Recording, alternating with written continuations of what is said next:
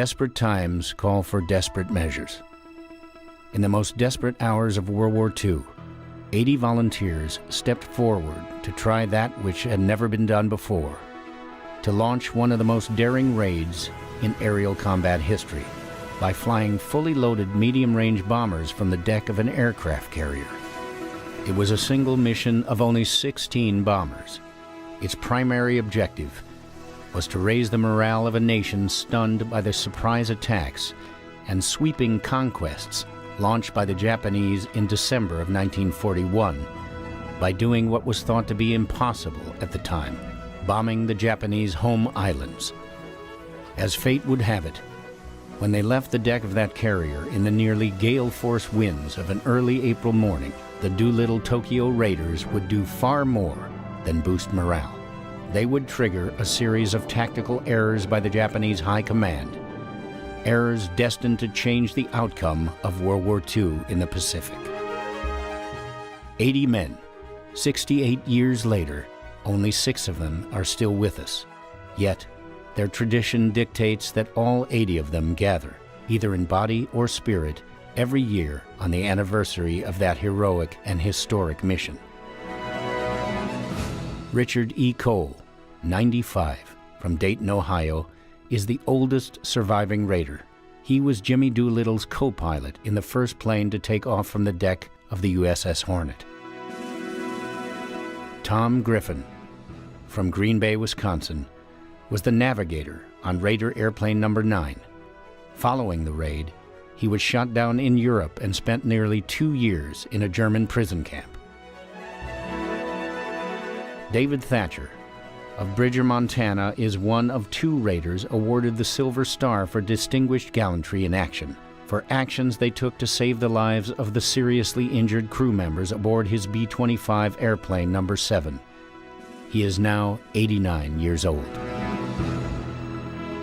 Robert Hite, the co-pilot of airplane number 16, was captured by the Japanese after the raid and sentenced to death. He was held for 40 months until liberated by American troops on August 20, 1945. He was born in Odell, Texas. 4 men from the heartland, the Northern Plains, the Mountain West, and the Southwest. Men whose memories of an America united by the common cause of dire peril, and those gained by flying a mission that would lift the nation's sagging spirits and turn the tide of war, are as vivid today as they were in April 1942. When we get together, it seems like the raid was yesterday. It's great to see the ones that are still living, and we pay homage to the ones that have passed on.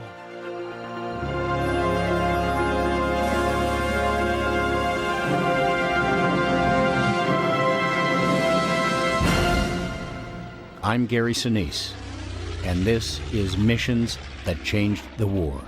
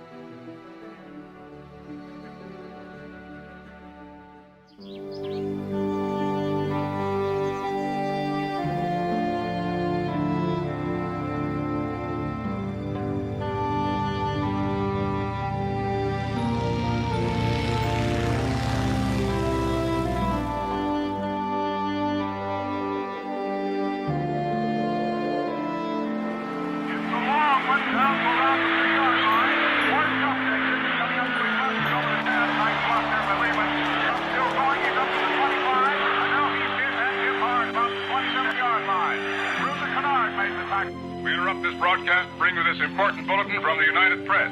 Flash, Washington. The White House announces Japanese attack on Pearl Harbor.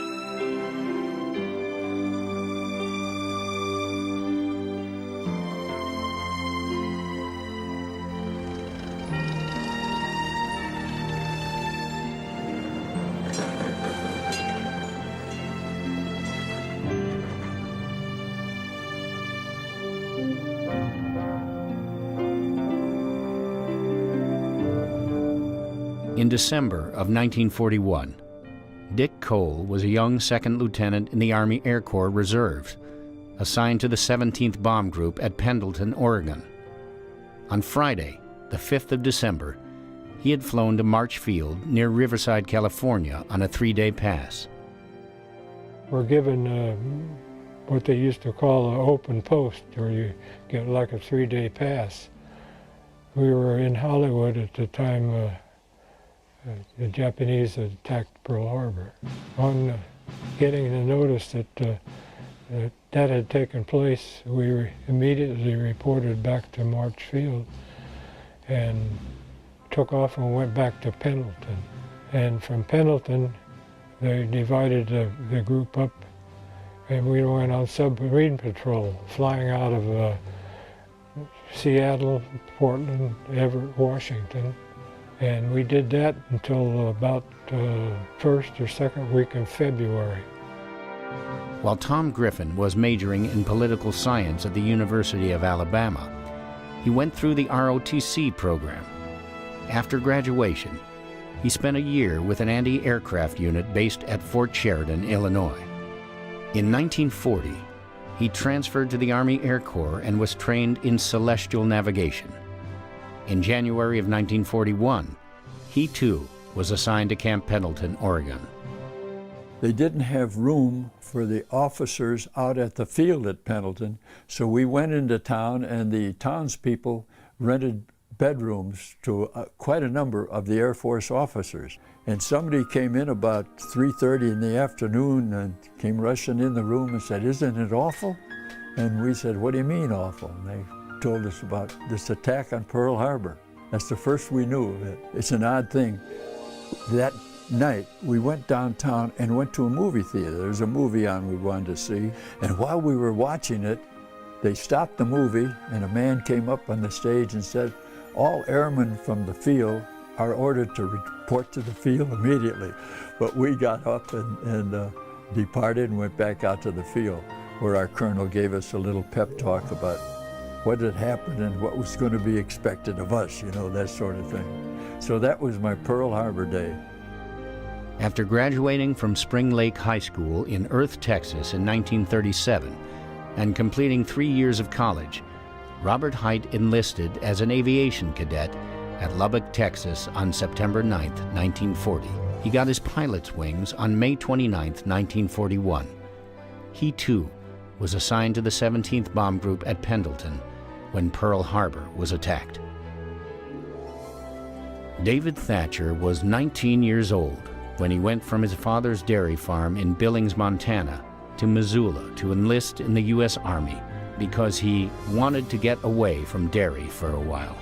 He was in airplane mechanics school in Lincoln, Nebraska on December 7th, 1941. There was 20 picked from the 17th group, 5 from each of the 4 squadrons that went there to go to airplane mechanics school. So some of us were in the movie then. That was Sunday, so when they came out of the movie in the afternoon, we heard it had been bombed. No one expected something like that. The December 7th, 1941 was a Sunday. And Sundays in flying school, when I was in advanced flying training at Victoria, Texas, 3 or 4 of us decided to go downtown Victoria and have lunch down there instead of eating in the mess hall. The base we were on was brand new. We had the BOQs were primitive, and the mess hall was not in good shape, and so we took the chance to go and get a nice lunch downtown. Well, one of the fellas had a car, and we were allowed to have them by that time in our training. If you were about to graduate, you could buy a car if you had the money to do it. And he had a radio in it, which I'd never seen before, in an automobile. And we were riding around, getting back to the base, and the thing said that there was something had happened in Hawaii. And we just shrugged our shoulders. We didn't know what it was. And we really didn't know much about Hawaii.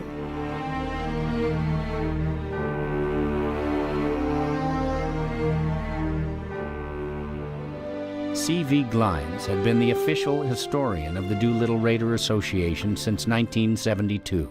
He has authored 3 books on the raid and assisted Jimmy Doolittle in writing his autobiography. He was also a World War II Army Air Corps pilot. Next morning, on Monday morning, and we all went to the base for our flying training, and always there was a notice for each of our flights as to what the flying was going to be today. And the instructor had formation flying, gunnery, and he said in big letters he had written on the bottom of it, "There's a war on, get on the ball, follow me." Well, that's, that was about the norm. That was the announcement that we got, that there was a war on. We were on wartime. Well, our job was to follow him, and that's what we did. That day we went down the gunnery range, we did our gunnery, and then instead of coming back to Victoria, he headed out to the Caribbean. And I was sitting there flying my formation. It was 6-ship formation. And I wonder why we're going out of the Gulf here. We're not supposed to go into the Gulf. We don't have life jackets or anything. We followed him briefly, of course, and he finally made a turn and went back to Victoria. When we got on the ground, one of them had the nerve to ask us, "Sir, were we lost after gunnery at Matagorda Island?" And he said, "We were supposed to look for submarines." And he went, and now I think we thought he was kidding. And we really didn't understand what was going on. But we kept on with our training. That's all we were supposed to do.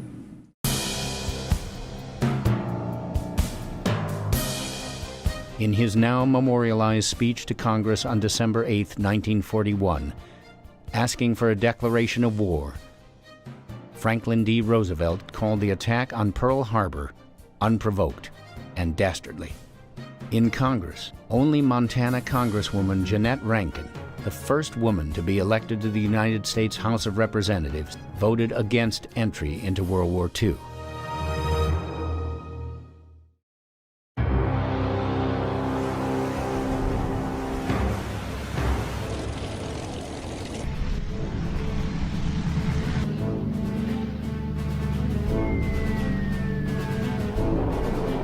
The treachery and success of the Pearl Harbor attack on December 7, 1941, wasn't the only bad news Americans had to process.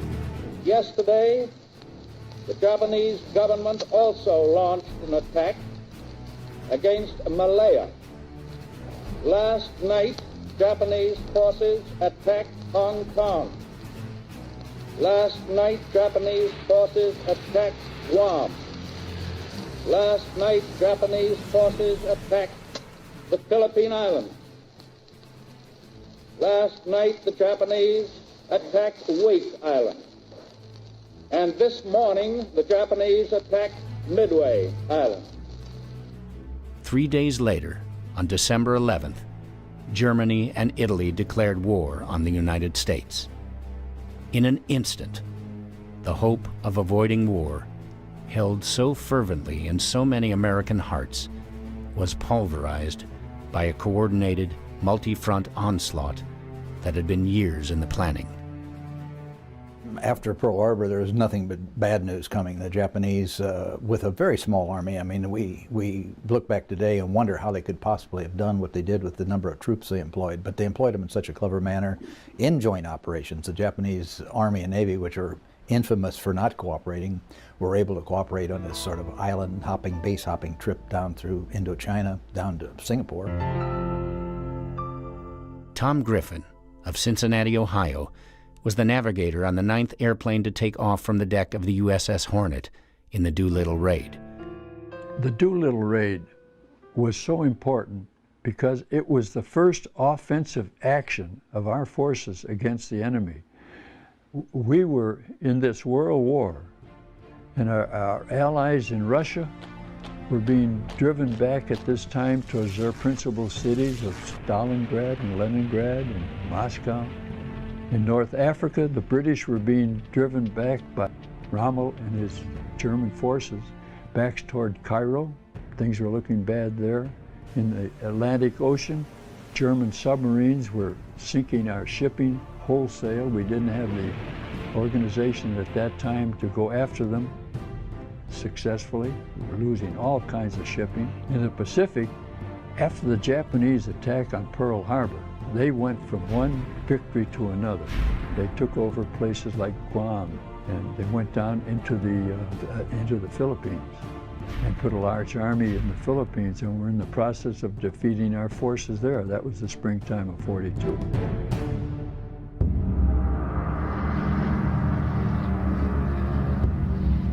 On December 7, 1941, a complete sense of betrayal consumed millions of Americans who had been arguing and demonstrating against America's entry into wars in either Europe or the Pacific. Many prominent Americans, such as aviation hero Charles Lindbergh, General Robert E. Wood of Sears Roebuck, Frank Lloyd Wright, Robert R. McCormick of the Chicago Tribune, and even future Presidents John F. Kennedy and Gerald Ford became active in organizations such as the America First Committee that strongly advocated America's neutrality. We cannot allow the natural passions and prejudices of other peoples to lead our country to destruction. The Roosevelt administration is the third powerful group which has been carrying this country toward war. The undeclared acts of war perpetrated by Japan on the 7th and 8th of December, 1941, brought the isolationist movement in the United States to a swift and bitter end. 4 days after the Pearl Harbor attack, the America First Committee dissolved itself. Virtually overnight, America found itself at war on two fronts. No one was more determined to strike back at Japan than President Roosevelt.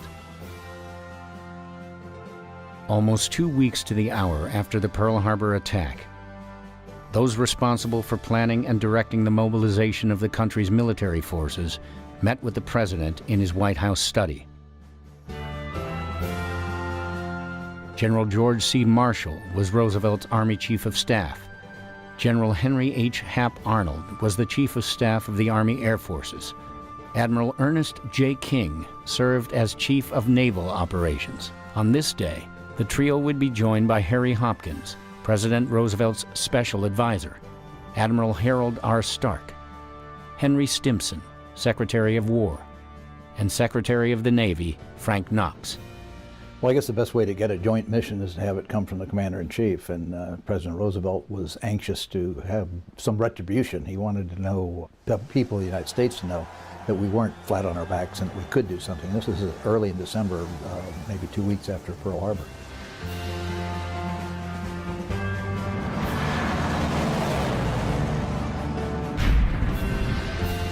Roosevelt emphasized that he wanted a bombing raid on the home islands of Japan as soon as possible. This request, repeated over and over again in the weeks following, was transmitted to the respective staffs of Marshall, King, and Arnold each time they returned to their offices. The biggest obstacle to a retaliatory bombing mission was that no working Allied air base was close enough to Japan to allow even our longest-range bombers to get there. Ironically, the flash of insight that led to the Doolittle Raid did not come from an aviator, but a Navy submariner. Captain Francis Lowe, the operations officer on the staff of Admiral Ernest J. King, on a trip to the Naval Yard at Norfolk, Virginia, noticed that the Army Air Corps twin-engine bombers were making passes over an aircraft carrier's silhouette, which had been painted on the runway. In a rare interview following the war, Lowe gave his account of what he saw. I had occasion to fly from Washington to Norfolk to look into the readiness of one of our new carriers. And as we took off from the airstrip to return to Washington and was circling to gain altitude, I noticed down below me the outline of a carrier deck. This was not unusual because we had them painted on many landing fields so that young aviators who were going to carriers would learn how small such a deck was. But also making passes, or appearing to make passes, over this carrier deck were some twin-engine bombers that looked like B-25s or B-26s. Here was born, I would say, the concept of the raid. One might call it fortuitous association, because I never would have thought of it had I not seen the bombers passing over the carrier deck. Admiral King had been using the USS Vixen, a gunboat moored at the Washington shipyard, as his flagship and second office. Several of his staff were working and living aboard the ship. On the evening of January 10, 1942, after King had retired to his cabin, Lowe decided to share his fortuitous association. King reportedly had a stern demeanor and was not easily approachable. Lowe was not an aviator. He did not know how the admiral would receive his idea. Lowe told King that though Navy fighters had an operating radius of only 300 miles off an aircraft carrier, in Norfolk he had observed twin-engine Army bombers, which had a much greater range, practicing over the carrier profile on the runway. What if they could actually operate off a carrier? What if the Navy could give the long-range Army Air Corps bombers a ride within range of the Japanese home islands, setting them up for a sea-based strike? On January 10, 1942, while Francis Lowe was sharing his ideas with Admiral King in Washington, D.C., Tom Griffin, Dick Cole, David Thatcher, Robert Height, and the rest of the 17th Bombardment Group were flying out of Tacoma, Washington, and Portland, Oregon, patrolling for threats to the west coast of the United States.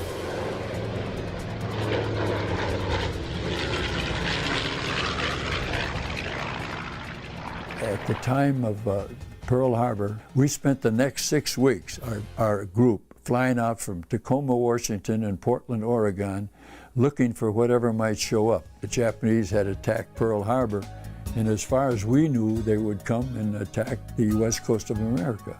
But of course, they had other plans. They thought they had done enough damage and they could go elsewhere in the Pacific and more or less take over the Pacific, which they did. Back in Washington, somewhat to Francis Lowe's surprise, Admiral King directed him to talk to Captain Donald Duncan, King's air operations officer, the very next morning about his idea.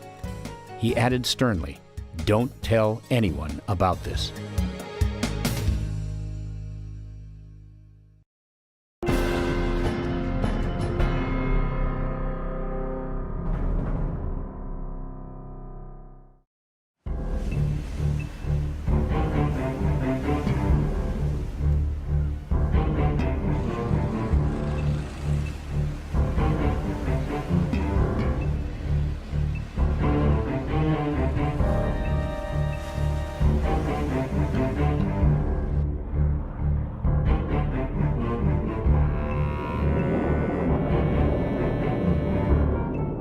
In the wake of the attack on Pearl Harbor, President Roosevelt pressed the U.S. military for a plan to strike back against the Japanese homeland.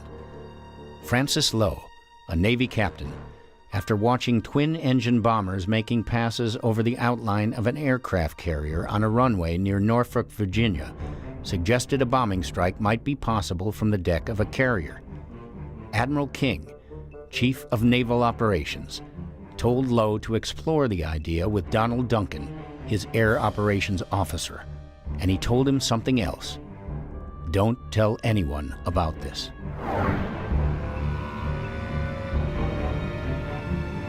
Lowe had two pertinent questions for Duncan. First, can an Army medium-range bomber land aboard a carrier? Second, can a land-based bomber, loaded with bombs and crew, take off from a carrier deck? The answer to the first question was a quick no. The risk of landing airplanes that size on a carrier was too high, but even if it were possible, the elevator would not be able to get the bombers below decks to make room for other landings. But a carrier takeoff? That was another matter. In this rare archival footage, Duncan recalls being contacted by Lowe.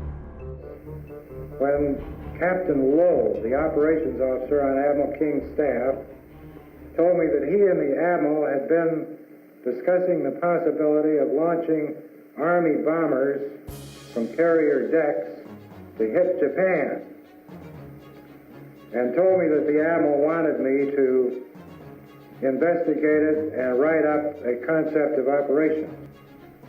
Checked over the various types of Army bombers that we might use, and came up with the answer that the B-25 was probably the best bet. They looked at a bunch of airplanes. The B-18, which was a terrible airplane for a bombing mission, and the B-26, which had a suspect reputation. But the B-25 seemed to fill the bill, the North American B-25. When the B-25 came about, it was like a kick in the pants as far as maneuverability and speed and fun to fly. The Mitchell B-25 was one of the iconic success stories of World War II. By the end of its production, nearly 10,000 various models of it had been built. It was used by the Allied air forces in every theater of the war. It served across 4 decades. The B-25 is developed by North American Aviation with a very easy airplane to fly. It was far easier to fly than the Marauder, the B-26 Marauder.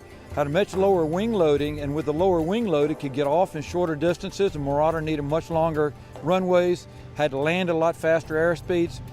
But you could take a young pilot right out of advanced training with a couple hundred hours in his logbook, put him in B-25, very quickly transition, learn his combat skills, and send him off to war as a competent combat pilot.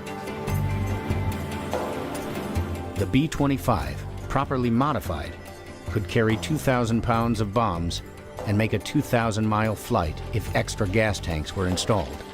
Normally, it would take at least 1,200 feet of runway with that kind of load. If it were lightened, however, it might be made to leap off in a little over a third of that distance, especially with the forward speed of a carrier and a wind of about 25 knots. Lowe and Duncan knew a test would be required. Under normal circumstances, such a test flight would not be difficult to conduct. But these were not normal circumstances. Both men had Admiral King's words ringing in their ears. Don't mention this to another soul. On January 31st, 1942, Captain Duncan flew to Norfolk. The USS Hornet, the Navy's newest aircraft carrier, was due there to be readied for her first mission. He went aboard the Hornet the afternoon of February 1st and explained the test to Mark A. Mitcher, the Hornet's skipper. Duncan had made arrangement with Hap Arnold's office to have 3 B-25s waiting when the carrier arrived. The Army Air Corps chose Lieutenant John Fitzgerald to head the test cruise. He was a 1940 graduate of the Advanced Flying School, with over 400 hours in B-25s. In Norfolk, Fitzgerald and his fellow pilots made several practice runs at an auxiliary airfield before going aboard the carrier. One of the test airplanes lost an engine during these drills, leaving only the 2 planes flown by Fitzgerald and Lieutenant James F. McCarthy to make the historic first takeoffs of Army Air Corps multi-engine bombers from a Navy ship. The surprising performance of the B-25 nearly led to disaster when the takeoffs were attempted. Fitzgerald's plane leapt off the deck so quickly and so high, its right wing nearly flew into the tower that overhung the flight deck. Fitzgerald later recalled, "I was surprised to observe that we had been provided almost 500 feet of usable deck and that the plane's airspeed indicator showed about 45 miles per hour just sitting there. When I got the go signal, I let the brakes off and was almost immediately airborne. One thing that worried me, though, was the projection of the island out over the flight deck. The wing of my plane rose so rapidly that I thought I was going to strike this projection. I pushed the control column forward, and the wing just barely passed underneath. I climbed and circled back to watch Lieutenant McCarthy take off." It was now established that the B-25 bombers could indeed take off from a carrier deck. But what would happen when they were weighted with a full crew, bombs, and an expanded fuel load? That question would soon become the sole focus of the diminutive, brilliant man whose name would eventually be memorialized by this mission that changed the war.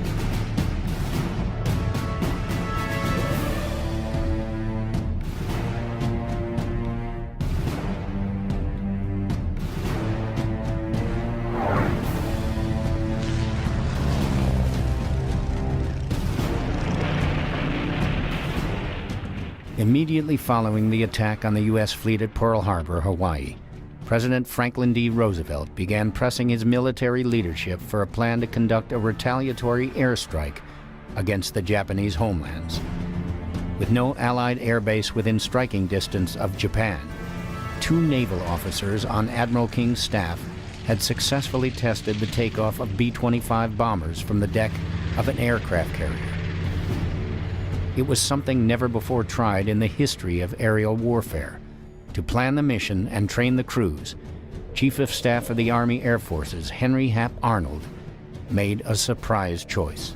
He turned to a man who had once resigned his Army Air Corps commission in order to enter private business. He chose one of America's most famous aviators, James H. Doolittle. In doing so, Arnold tapped a man who is not only a brilliant aviation tactician. History would bear witness that he also identified one of the most revered and visionary leaders of the modern American military. It was very difficult to believe. When the rumor started, then it was led by Jimmy Doolittle. Jimmy Doolittle, the racing pilot? Another impossibility. It would just seem like it was a false rumor. But it took place, and all of these impossibility things happened through the leadership, the planning of the then Lieutenant Colonel Jimmy Doolittle, former racing pilot, devil may care, couldn't care less, we go. It was not that way. He was master of the calculated risk. As a kid growing up in Dayton, Ohio, Dick Cole used to ride his bicycle to a levee above McCook Field to watch the Army Air Corps test pilots, including Jimmy Doolittle. Some of the old pilots like McCready, Doolittle, and Spatz flew in and out of there when they were testing air-to-air refueling. And they flew for 26 days, something like that. But anyway, that was one of the pastimes that I had when I was a kid. For something like this, there's an element of show in it. There's an element of innovation, and they selected the guy who could combine leadership and innovation and great flying characteristics in Jimmy Doolittle. And oddly enough, sort of on the outs, Jimmy Doolittle at the time had rejoined the Air Force, but he had gotten out because after, I think it was 11 years as a first lieutenant, he decided he had to make some money for his family and got out during the 30s. And to the hardcore who had stayed in, including General Arnold, that wasn't the thing to do. You know, he was sort of not in the best favor at the time. James Harold Doolittle was born in Alameda, California on December 14th, 1896. His father was a carpenter who went to Alaska in search of gold. After joining his father in Nome, at age 11, Doolittle moved with his mother to Los Angeles. In 1917, at the age of 21, Doolittle, who had had a brief career as a professional boxer, enlisted in the Army Signal Enlisted Reserve Corps to train as a pilot. He was quickly promoted to lieutenant. He served in the Army Air Corps from 1917 to 1930, when he became a major in the Army Air Corps Reserves. Flying was Jimmy Doolittle's passion. In 1922, he made the first cross-country crossing in under 24 hours.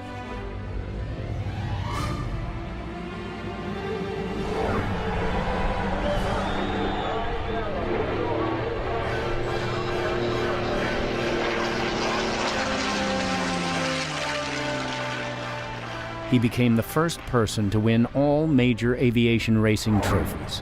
He won the Schneider Trophy in 1925 and the Bendix Trophy in 1931. In 1932, he won the Thompson Trophy, flying a closed-course race in Cleveland, an average of 252 miles per hour in the GB R1 Racer. Doolittle made aviation history on September 24, 1929, when he became the first person to take off, fly, and land an airplane entirely by instruments. He flew a 15-minute course around Mitchell Field on Long Island in a modified NY-2 Husky. In his personal logbook, he modestly referred to the watershed accomplishment as a blind flying exhibition.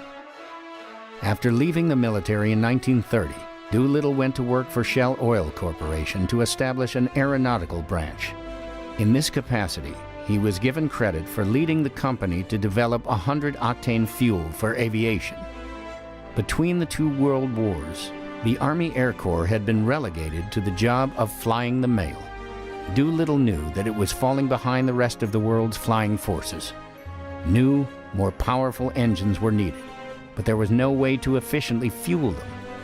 In his 1991 autobiography, Doolittle wrote, "I was concerned that we were falling behind other nations in military aeronautics and that we should be looking forward to the development of more powerful engines for warplanes so that heavier loads could be carried faster."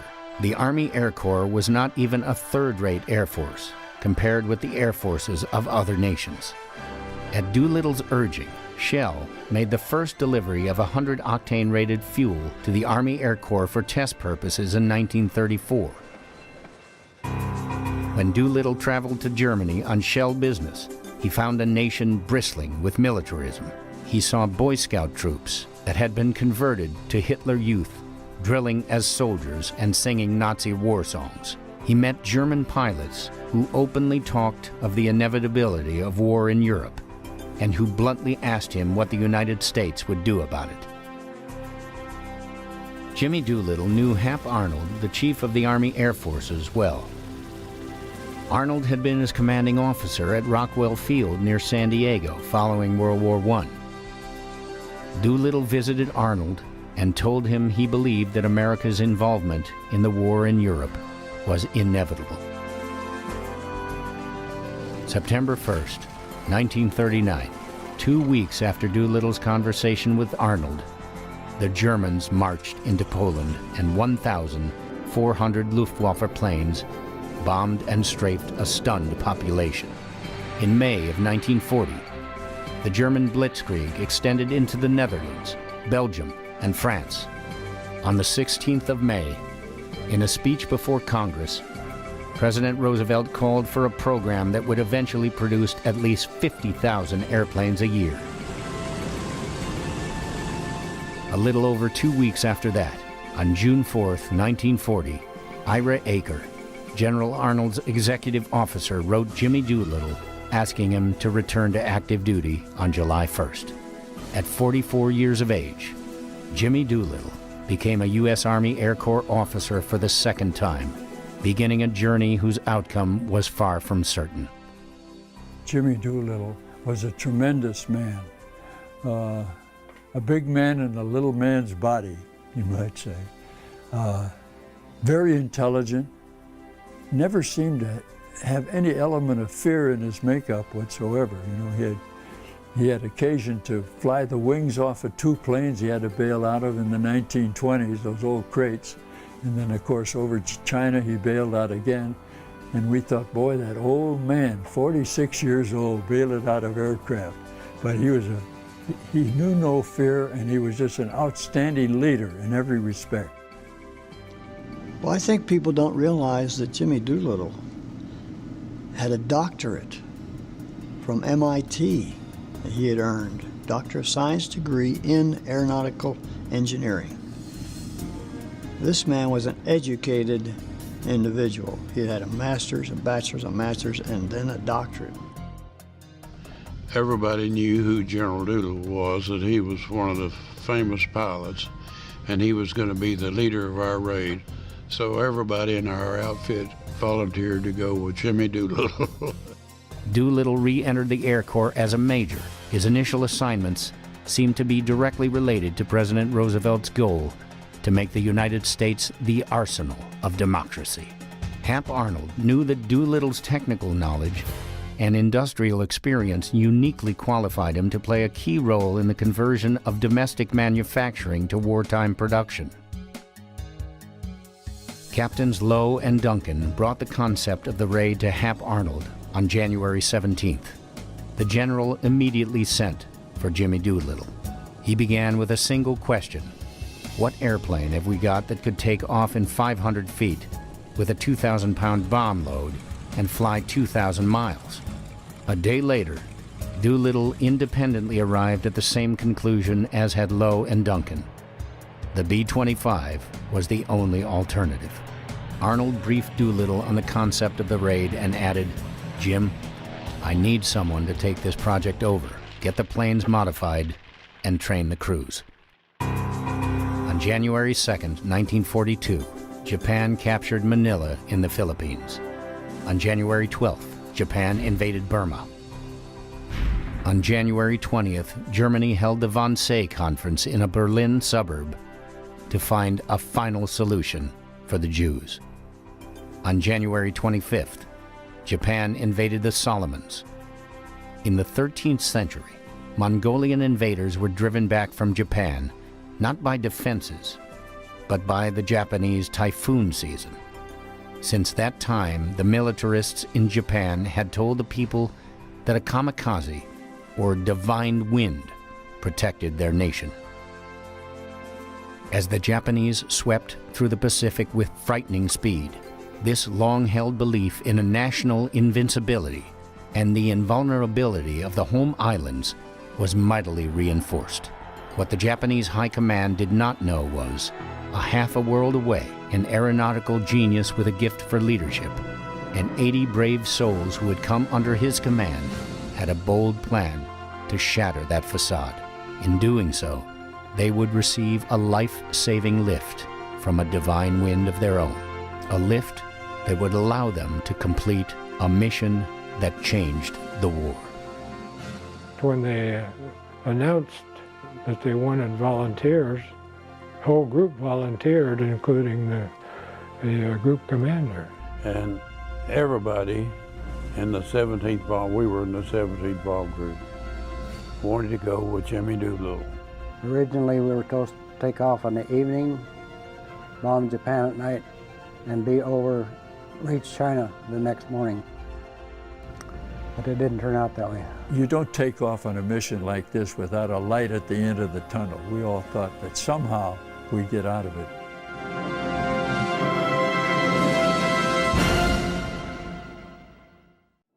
Since the U.S. entry into World War II on December 8, 1941, the conflict had gone badly on every front. On January 2, 1942, Japan captured Manila in the Philippines. On January 12th, Japan invaded Burma. Germany had aligned itself with Japan and declared war on the United States. On January 25th, Japan invaded the Solomons. America was desperate to do something to slow the Axis juggernaut. President Roosevelt knew that American morale was flagging.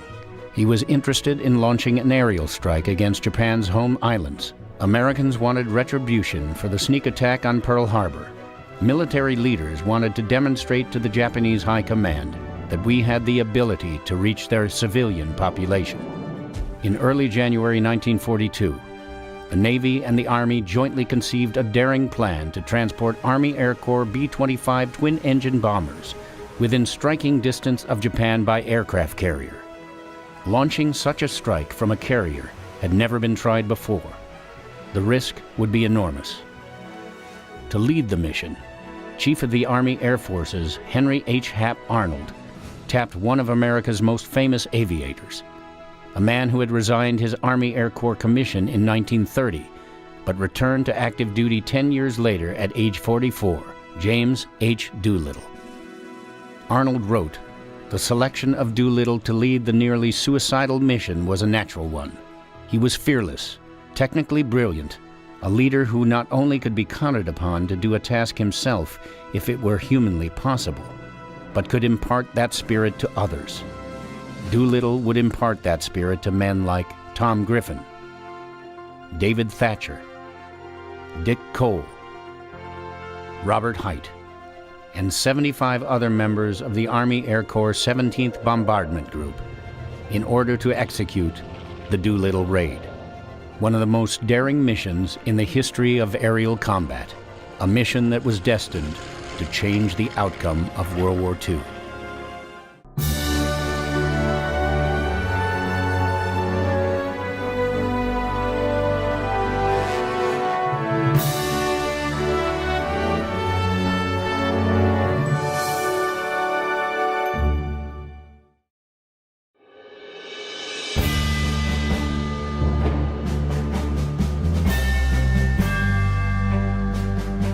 third week of January 1942, Hap Arnold told Jimmy Doolittle that he and Navy Admiral Ernest King had decided on a target date of April 1st, 1942, for the departure of the aircraft carrier USS Hornet for Japan. The Navy's newest carrier would carry up to 20 of the Mitchell B-25s. Dick Cole eventually became Doolittle's co-pilot on airplane number 1. That's one of the things that I think people should remember about Colonel Doolittle. He actually assumed command of the mission on the 17th of January. You know, they had already pre-selected the launch date of 19 April. And during that time, he had to plan the mission, get the troops, get the airplanes, get the supplies, get them trained, and so forth to meet that 19th of April deadline, which he did in a couple of days less than the 90 days. In addition to that, he flew the mission. Doolittle would later write, "I had my verbal marching orders from Hap and his authority to get the job done. That was all I needed. I called the assignment Special Aviation Project Number 1. After his re-enlistment in the Army Air Corps, Doolittle was given exclusive use of a Curtiss P-40 Warhawk, in which to fly himself to his far-flung assignments. Now, he wrote, I took off in my P-40 for Wright Field to lay the groundwork for the job ahead.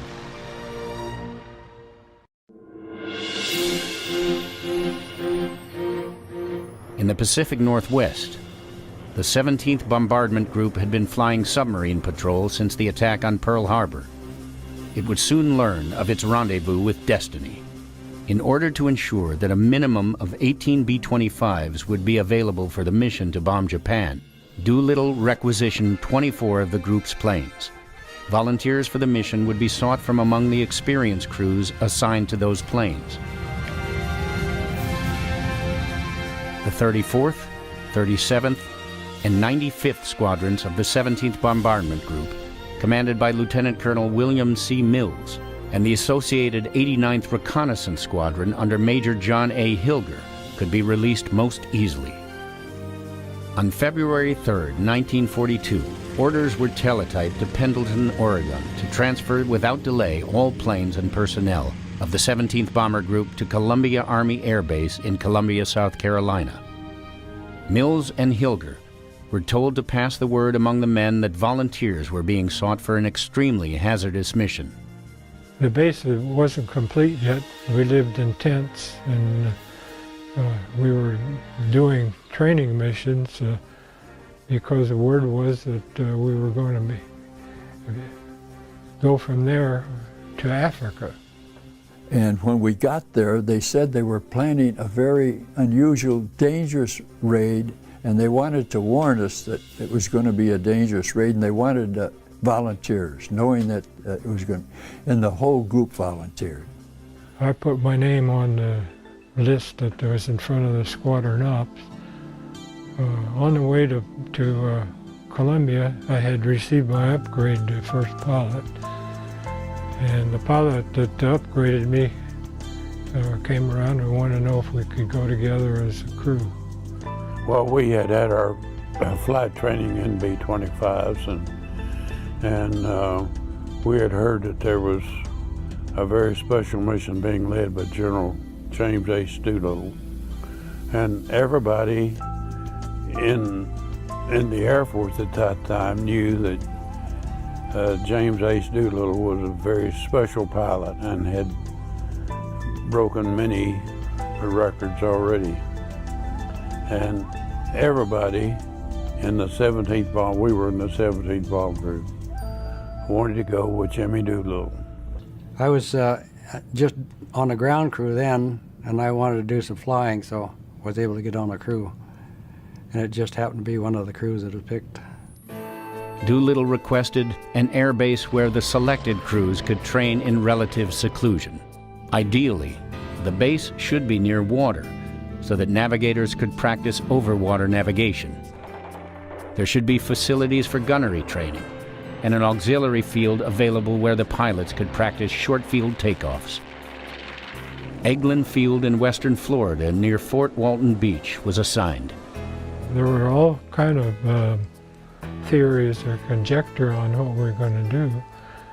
Most of us thought they were going to load us on on a carrier and take us to some pre-selected area where we would take off and go and land at a place and start fighting the war. I'm sure that somebody figured they were going to Japan, but I wasn't one of them. Observant, or whatever you want to call it. The plan for the Doolittle Raid was to recover the bombers launched from the Hornet at an airfield near Chuchao, in a sector of China controlled by Generalissimo Chiang Kai-shek's nationalist Chinese army.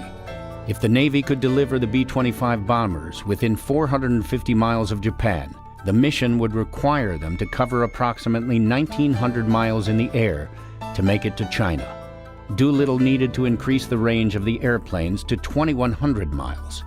That meant extending the standard 1,300-mile range of the B-25Bs flown by the Raiders by some 800 miles.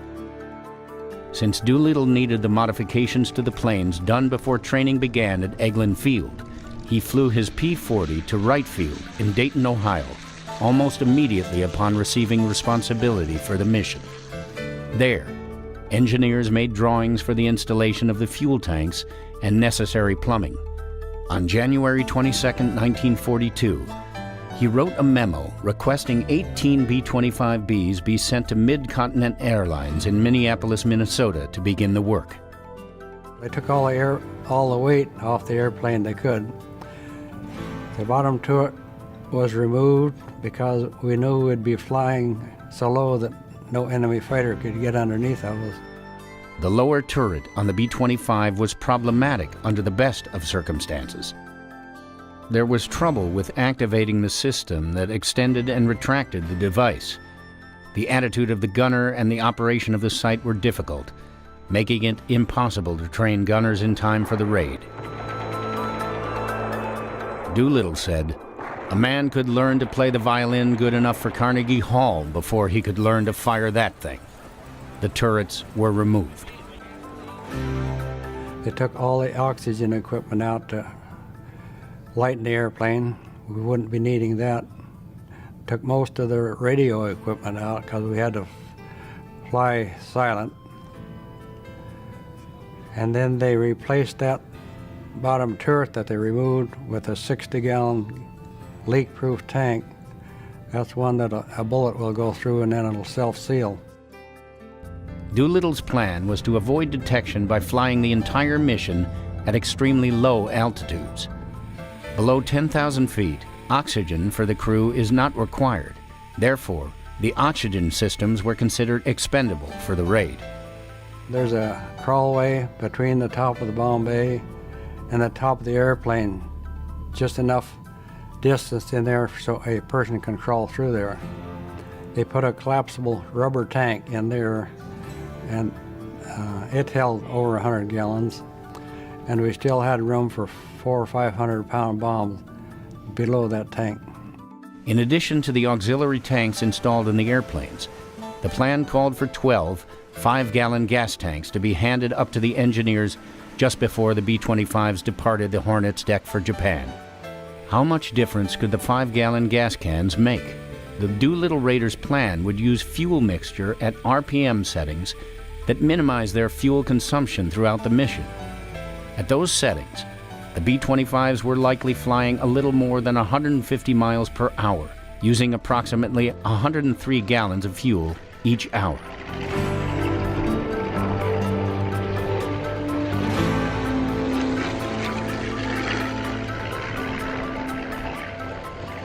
At that rate of consumption, the 60 extra gallons contained in the gas cans would give the planes an additional 85 to 90 miles in the air. That flying time could well be the difference between landing in a safe haven and ditching in open water off the coast. As events unfolded, for most of the raiders, The gas cans would make the difference between life and death. The tanks added in Minnesota, plus the portable gas cans, would add an additional 425 gallons to the 646 gallons in the main wing tanks of each B-25, giving each of them 1,141 total gallons of fuel. It made the bombing mission and rendezvous landing in Quchao, China possible, but with very little fuel to spare. If you stop to think about it, they were taking 16 airplanes that were used to operating maybe over a 400 or 500 mile range and intending to fly them off a carrier, which they were never designed to do, fly them a long distance to bomb Japan, and then fly them an even equally long distance to get to safe bases in China. I mean, on the surface, it sounds almost like what would later be called a kamikaze mission. There are many, many hazards. And so the risk was extremely high. And the risk was not only high to the pilots involved, but to the nation. There wasn't one of them that didn't know exactly how risky it was.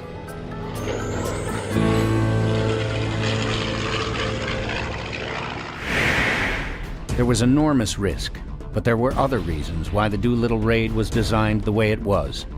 Top secret reasons.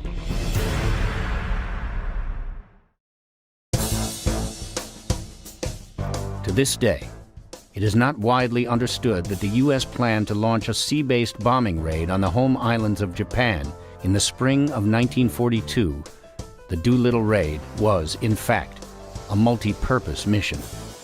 The raid was one piece of a five-part plan to establish a major fighting air command in the China, Burma, India theater. By mid-January of 1942, the Air War Plans Division had a strategy to establish a new 10th Air Force in Burma to support the Allied effort to subdue the Japanese invaders of the Chinese mainland. This plan, to create a nucleus for a buildup of Allied air power in the theater, was called Operation Aquila. Point 1 of Aquila called for the Doolittle B-25s and crews to be flown to Chongqing following the raid, then absorbed into the 10th Air Force. 35 C-47s, the military designation of the DC-3, were to be provided to create an aerial supply lifeline for the new Air Force. 33 A-20 attack airplanes were to be ferried from the factory to the Chinese Air Force, and the pilots assigned to the 10th Air Force. 23 heavy bombers, B-24s, were to be the first long-range bombers.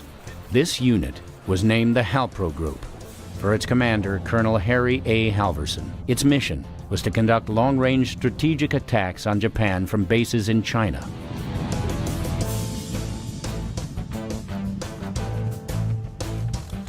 Finally, 51 P-40 fighters were to be assembled in West Africa, then ferried to China for Claire Chennault's Flying Tigers.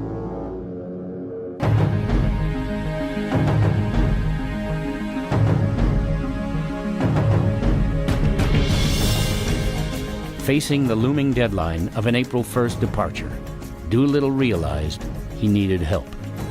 The aircraft needed major modifications. Targets and the flight plans to reach Japan needed to be determined. Bomb sizes and weights had to be calculated, and a plan to return crews safely home after refueling and delivering the B-25s to the Chinese nationals needed finalizing. They got the necessary procurement. He got the pilots and the airplanes, and got the thing organized in the 90 days that he had to do it in. I don't think you could get that done today. One key to maintaining secrecy during the planning of the mission was for Doolittle to make all of the various arrangements on a face-to-face basis. Knowing he would be putting many hours on his personal P-40, he solicited a recommendation for a deputy commander who could oversee the training being done at Eglin Field. Major John Hilger was chosen. Hilger was described by Doolittle as a no-nonsense perfectionist. He would eventually be the pilot of the 14th B-25 on the raid. Since naval aviators had to be proficient in carrier takeoffs and landings, Major Hilger suggested a Navy flight instructor might be the right person to teach the Army pilots carrier takeoff procedures. Pensacola flight instructor Lieutenant Henry L. Miller was chosen, even though he had never seen a B-25. When Miller got to the B-25 headquarters at Eglin, he met Edward Ski York, who would go on to pilot airplane number 8, Davy Jones, who would pilot airplane number 5, and Ross Greening, the pilot of airplane number 11. Miller later recalled that the three seemed surprised when he introduced himself. "I didn't know that the whole operation was still a mystery to them," he wrote. The first thing, the pilots had to learn how to get this B-25 Mitchell bomber, twin-engine bomber, up in the air in less than 500 feet. Now this was training entirely different than they'd ever been trained. They had to sit at a line with the full throttle, full brakes, full flaps, let go of them, and just bring that plane up in the air as soon as it would get airborne. They first marked off the runway at a auxiliary field. They didn't do it. We did not make any of those fancy takeoffs at the main base because we didn't want anyone to see what we were doing. There was an auxiliary field out in the timber, and they marked off the runway and distances of over 1,000 feet and then down to 800 and 600 and 400 feet. And this was the distance that we were going to have on the deck of a carrier. Of course, this plane now had no gas load of any kind. They didn't have a bomb load. It was, in other words, it was an empty plane. When we were on the carrier, we were going to have the addition of a big wind and so forth, we hoped. So they had to learn to get this plane up in the air as soon as they could. And over a period of 2 or 3 weeks, practicing this, the boys learned how to get this thing up there. And it was entirely different from the training they had had on the plane, flying it entirely differently.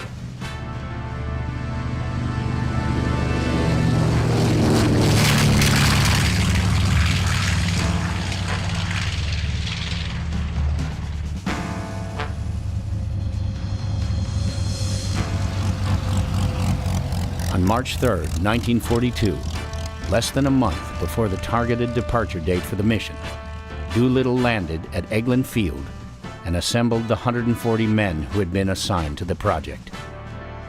He came to Eglin Field after the crews were gathered, made a speech telling us what we would be doing, but he didn't discuss the destination or any part of it. He said it was a dangerous mission and that he was satisfied with the training that we had received, and that if anybody wanted to back out, they could with no questions asked.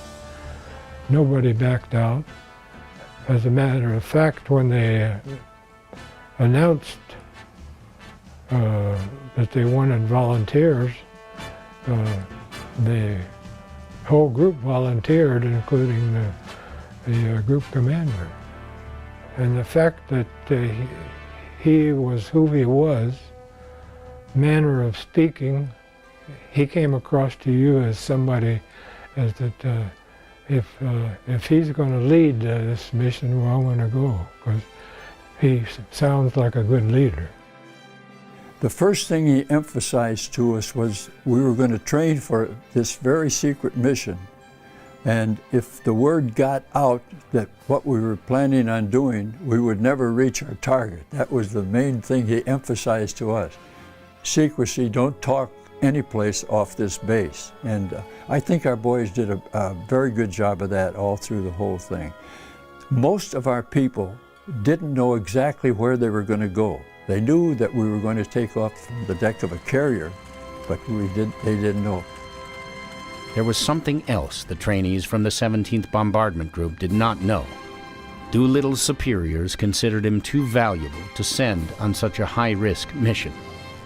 Jimmy Doolittle was appointed to plan the operation. He was not scheduled to fly on the Doolittle Raid.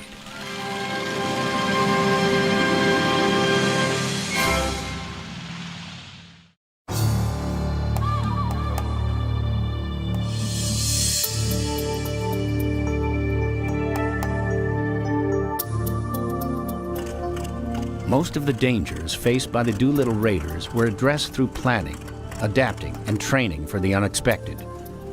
However, the most immediate threat to the crews and the mission was the fact that none of the pilots or crews had ever done an actual takeoff from a carrier deck. B-25 owner and pilot Larry Kelly explains. To get airborne in 500 foot, the Doolittle Raiders had to use a especially different technique than a normal takeoff technique. Once in position, flaps fully down. Now, taking off in a full flap down position gave you some advantage. It lowered the stall speed, and it deflected some thrust downward to give you some lift. But flaps fully down, in position, brakes locked, throttles up to full takeoff power, watching the deck officer, and as the deck officer then gauging the pitch of the deck, would signal them for takeoff, brakes would be released, they would begin the takeoff roll, pull back on the yoke, raise the nose of the airplane, and at 85 mile an hour then the airplane would start to fly away. Now, the Hornet was making 24 knots in the water. That's 28 miles an hour approximately. And the storm they were in was giving them 30 knots of wind, and the Hornet was steaming directly into the wind. So the 30 knots of wind was an additional 35 mile an hour, which gave them 68 miles an hour of wind across the wings before they even began their takeoff. Now, that means they only had to accelerate about 20 mile an hour to be able to fly away. Doolittle was able to get off in a 470 foot deck distance 100 foot early, but that only put them into the next immediately critical phase of flight. They had to reach safe single engine airspeed. Remember where they were taking off at 85 miles an hour indicated. Now they had to accelerate the airplane 60 mile an hour to reach a safe single engine speed. Safe single engine speed in a multi-engine airplane or in a twin engine airplane like the B-25 is that airspeed, which is 145 mile an hour, by which the airplane will remain controllable if you lose one engine. The option of the pilot, if you lose one engine and you've not reached safe single airspeed, is to reduce power and land or ditch straight ahead. Now in the Raider situation, after they had taken off at 85 mile an hour, while they're accelerating to this 145 mile an hour, if they lost an engine, the pilot's only option was reduce power, ditch the airplane straight ahead, and risk being ran over by the Hornet. Ted Lawson and Dean Davenport had an especially difficult takeoff. Ted had his flaps down full because they'd already completed the checklist, and the prop blast coming off actually began to push him across his wet deck. Remember, they're on an aircraft carrier, storm waters, waves are crashing across the deck, strong wind, 68 mile an hour wind already. So the prop blast actually started pushing him. So he raised the flaps to reduce that sail effect. The excitement of the moment, Ted starts taxiing up into position using his white lines. He's looking out the left, and Dean's looking out the right. The flap lever is down here between in the center. Dean didn't know the flaps were up. Ted forgot the flaps were up. He was signaled off. He began his acceleration. Now, he's in a situation where he needs an additional 20 mile an hour. He's got to accelerate about 40 miles per hour before he's going to have enough wind across the wings to be able to stay airborne. If you ever seen the famous video, they drop off the end of the deck, they almost hit the water, but he was able to slowly accelerate away and climb out. If they had not had that 30 knots of wind across the deck, they would have went off the end of the deck right into the water and been ran over by the Hornet. And this was really a test of flying. To fly B-25s off a carrier was unheard of. Nobody would have contemplated it except for this emergency. And in actual fact, you had to be a pretty good pilot to get it off. It would have been easier to have lost one or two of those airplanes on takeoff from a carrier. I mean, there's no question that unless they were properly trained. And so you needed a man like Doolittle who could see all the parameters of the mission and then inculcate in the people following him the desire to make the mission. Though a highly experienced and decorated pilot, Jimmy Doolittle subjected himself to Lieutenant Miller's dramatic flight training regimen. He wrote, "I took Hank Miller's course because I was determined to go on the mission. However, if I couldn't pass the course or wasn't as good as the younger pilots, I was going to go as a co-pilot." Hap Arnold, the head of the Army Air Forces, saw it otherwise. He had no intention of risking the priceless asset known as James H. Doolittle on such a dangerous mission. When Doolittle raised the possibility, Arnold replied, "I'm sorry, Jim. I need you here on my staff. I can't afford to let you go on every mission you might help plan."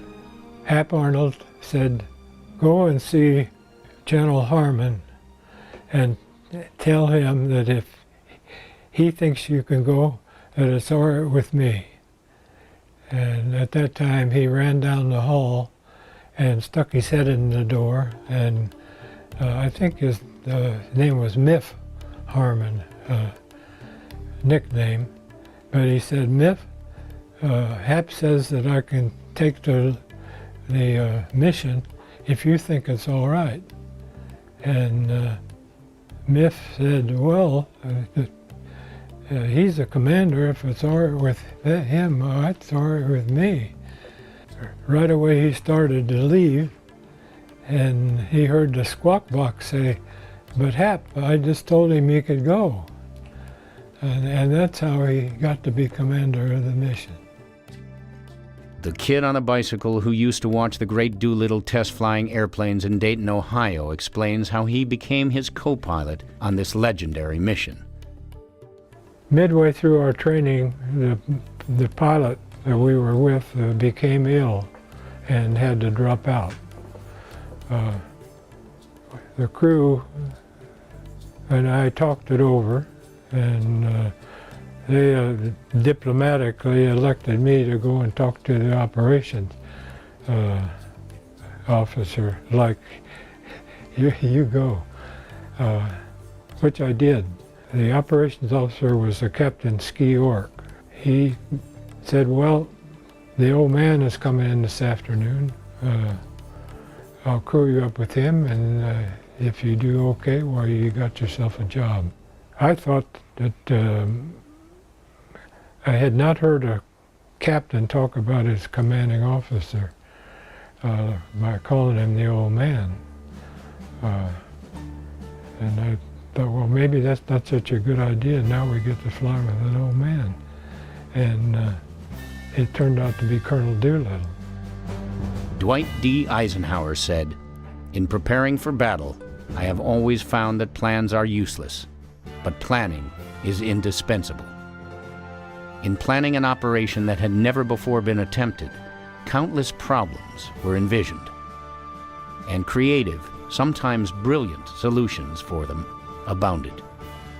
Two such solutions came from the inventor and artist who became the pilot of airplane number 11, Captain Charles Ross Greening of Carroll, Iowa.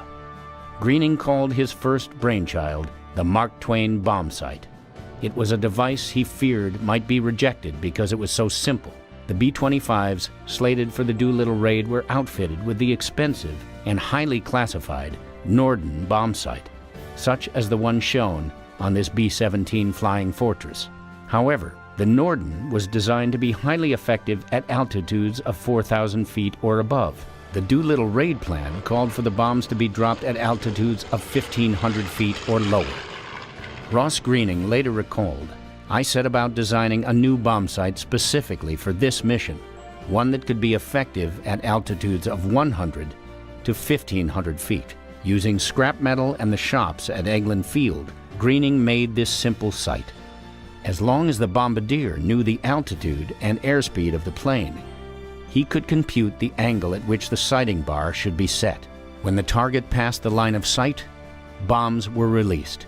For low-altitude bombing, Greening's sight proved to be more accurate than the Norden bomb sight.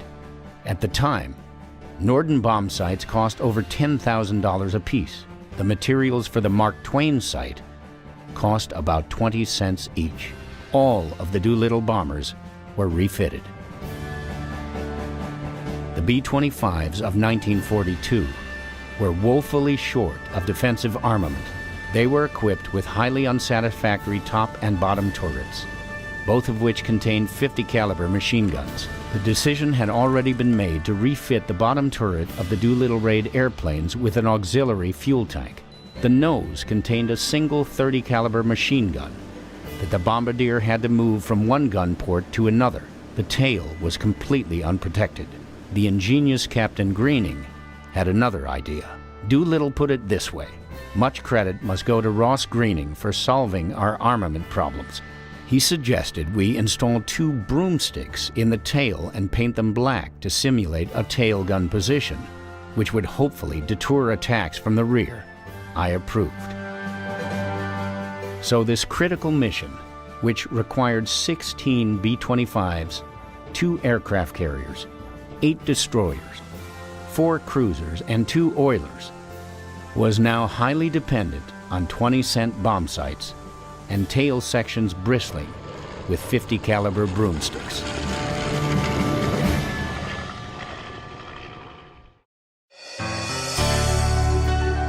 Less than a month before the Doolittle Raiders were going to board the Hornet, the maps that the crews would require and the identifying of the targets in Japan remained to be done. Tom Griffin was the navigator on airplane number 9. It just happened that I got a bit of a break, I guess you'd say. Another fellow named Davy Jones and I, in early February, were sent up to Washington, D.C. to work with Air Force Intelligence. Now, we worked with 2 men there. They changed the lock on the door, and they were told to just cooperate with us, get what we were asking for, and don't ask any questions. So we spent about 10 days getting all the maps and charts of Japan and China that 20 crews were going to need, and we had to know the exact location of potential military and industrial targets that we might use, so we could know just where to send our boys. Davy Jones and I created all this information, these maps and charts and things, and it happened that Jimmy Doolittle flew into Washington, D.C. that day, picked us up, and we flew down to Eglin Field with our box full of all this secret information that we were going to disseminate on a carrier later. There was one facet of the planned raid that was seemingly beyond Jimmy Doolittle's control: the plan to recover the bombers and their crews in China. The plan was that a plane was to come from Chongqing, the headquarters of the Chinese, land at a field called Chuchao with a sufficient gas to gas our planes up so we could take off and fly into interior China. The political and military conditions in China were such that Hap Arnold did not believe he could share the full details of the Doolittle Raid plan with anyone in the country without compromising the mission. Well, there was a great reluctance by Colonel Doolittle and the air staff members that knew about it, and the Navy officers that knew about what they were hoping to do, to communicate to anybody in China, because they felt that they couldn't be trusted, that there were too many ears and eyes listening and looking at what went on over there, especially on Chiang Kai-shek's staff. And so they decided to keep it as secret as possible, but to make requests for information or for example, having gas available for the aircraft to refuel when they got to China, and also to have a beacon placed at 2 or 3 of the bases, and so that they could home in on it. The aircraft, when they reached the Chinese coast, could home in on radio beacons to find the airport where they could land and be refueled, and then proceed to Chongqing, which was the ultimate destination. On March 25th, Hap Arnold sent General Joseph E. Stilwell, the ranking American officer in China, a message specifying the stocks of fuel that would be needed and the airfields where they should be available. Stilwell responded that, according to the Chinese, Huilin and Chuchao were the only fields safe enough for heavy bomber operations. Doolittle later wrote, "I was not too worried about the apparent misunderstandings in China. I thought any problems would be worked out by the time we left the carrier." However, what would eventually befall the B-25s that made it to China would bear little resemblance to the plan Doolittle believed to be in place when the bombers left the Hornet.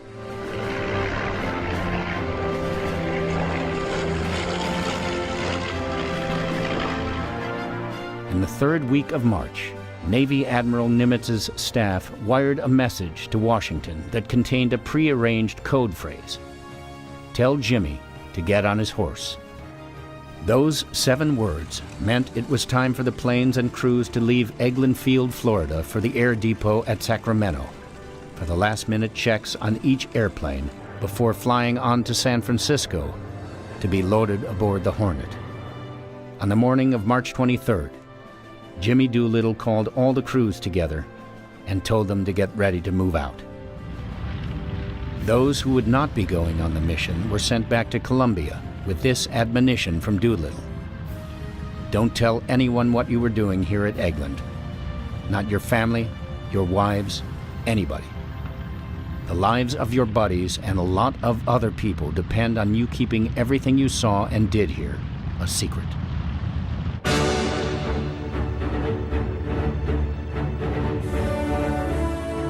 "22 airplanes and flight crews had been readied for the mission. Every man who trained to fly the mission was going aboard the Hornet for backup's sake and to ensure the security of the mission. In effect, the flight from Eglin Air Force Base in Florida west to the air depot at Sacramento, California was the first leg on the Raiders' ultimate journey to Japan. Sacramento was supposed to be a routine stop for minor adjustments and last-minute maintenance, but it turned out to be an experience that Jimmy Doolittle reduced to just 5 letters. At Seattle, the mishandling of the precisely tuned B-25s and the slow pace of the work caused Doolittle to call Washington.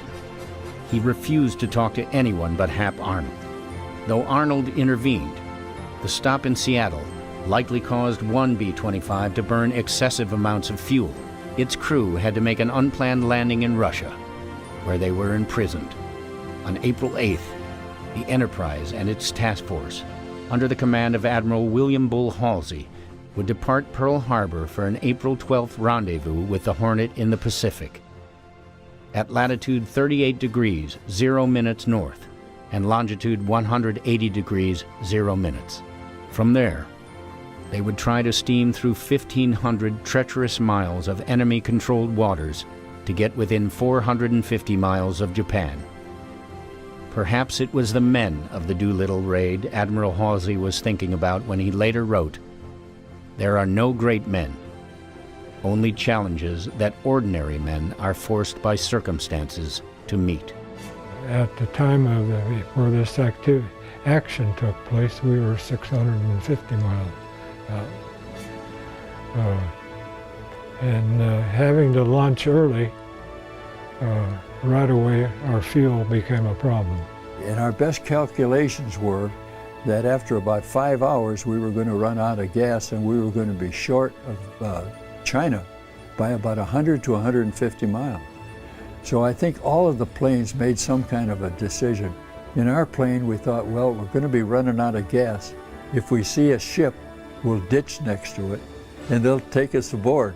And if it's a friendly ship, fine, we'll sail off with them. If it's an unfriendly ship, we each had 45s and we'll pull out our 45s and take over the ship. I was in the back of the airplane. The other 4 fellows were in the front. They were all thrown out to the nose. The pilot and co-pilot were still strapped to their armor-plated seats when they came to in the water. I was knocked unconscious for a little while in the back and sort of came to and could see water running in what I thought was the bottom of the airplane. Well, I finally realized the airplane was upside down. I never believed that it would be possible for a guy to live on rice. But you know, you can live on rice. I didn't think it was possible. I think they were very scared. They tortured them brutally. They would take iron rods and put them behind the break of the knee, and then they would jump on the thighs, which caused, obviously a great deal of pain. Outside there was a lot of wind, rain, and lightning, and you were going to have to go through that hole into a foreign country, and then having any idea where you were or anything about it. To me, that was the scariest time.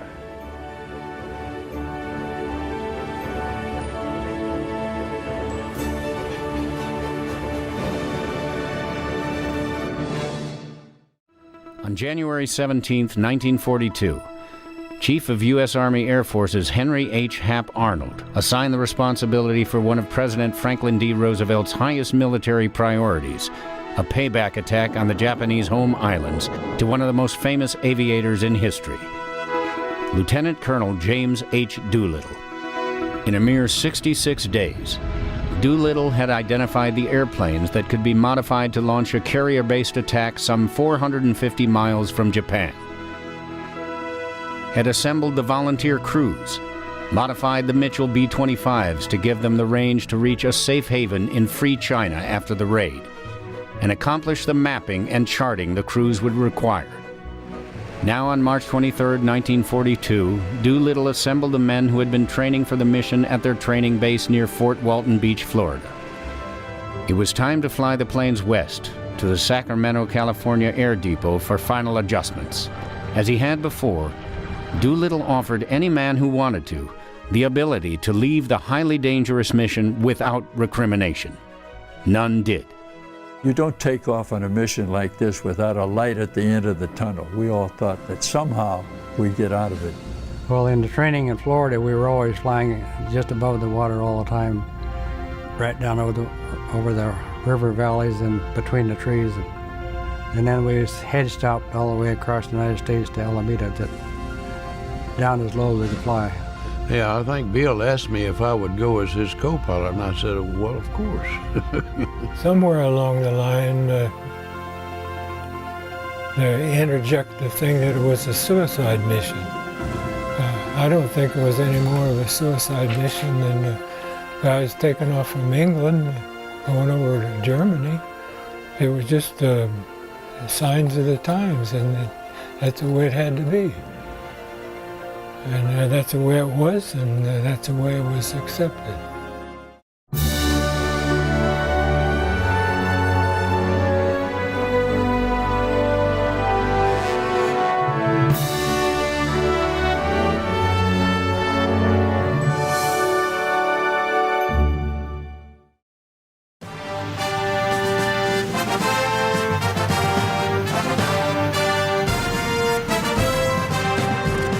The Doolittle Raider B-25s began arriving at McClellan Army Airfield in Sacramento early in the last week of March 1942.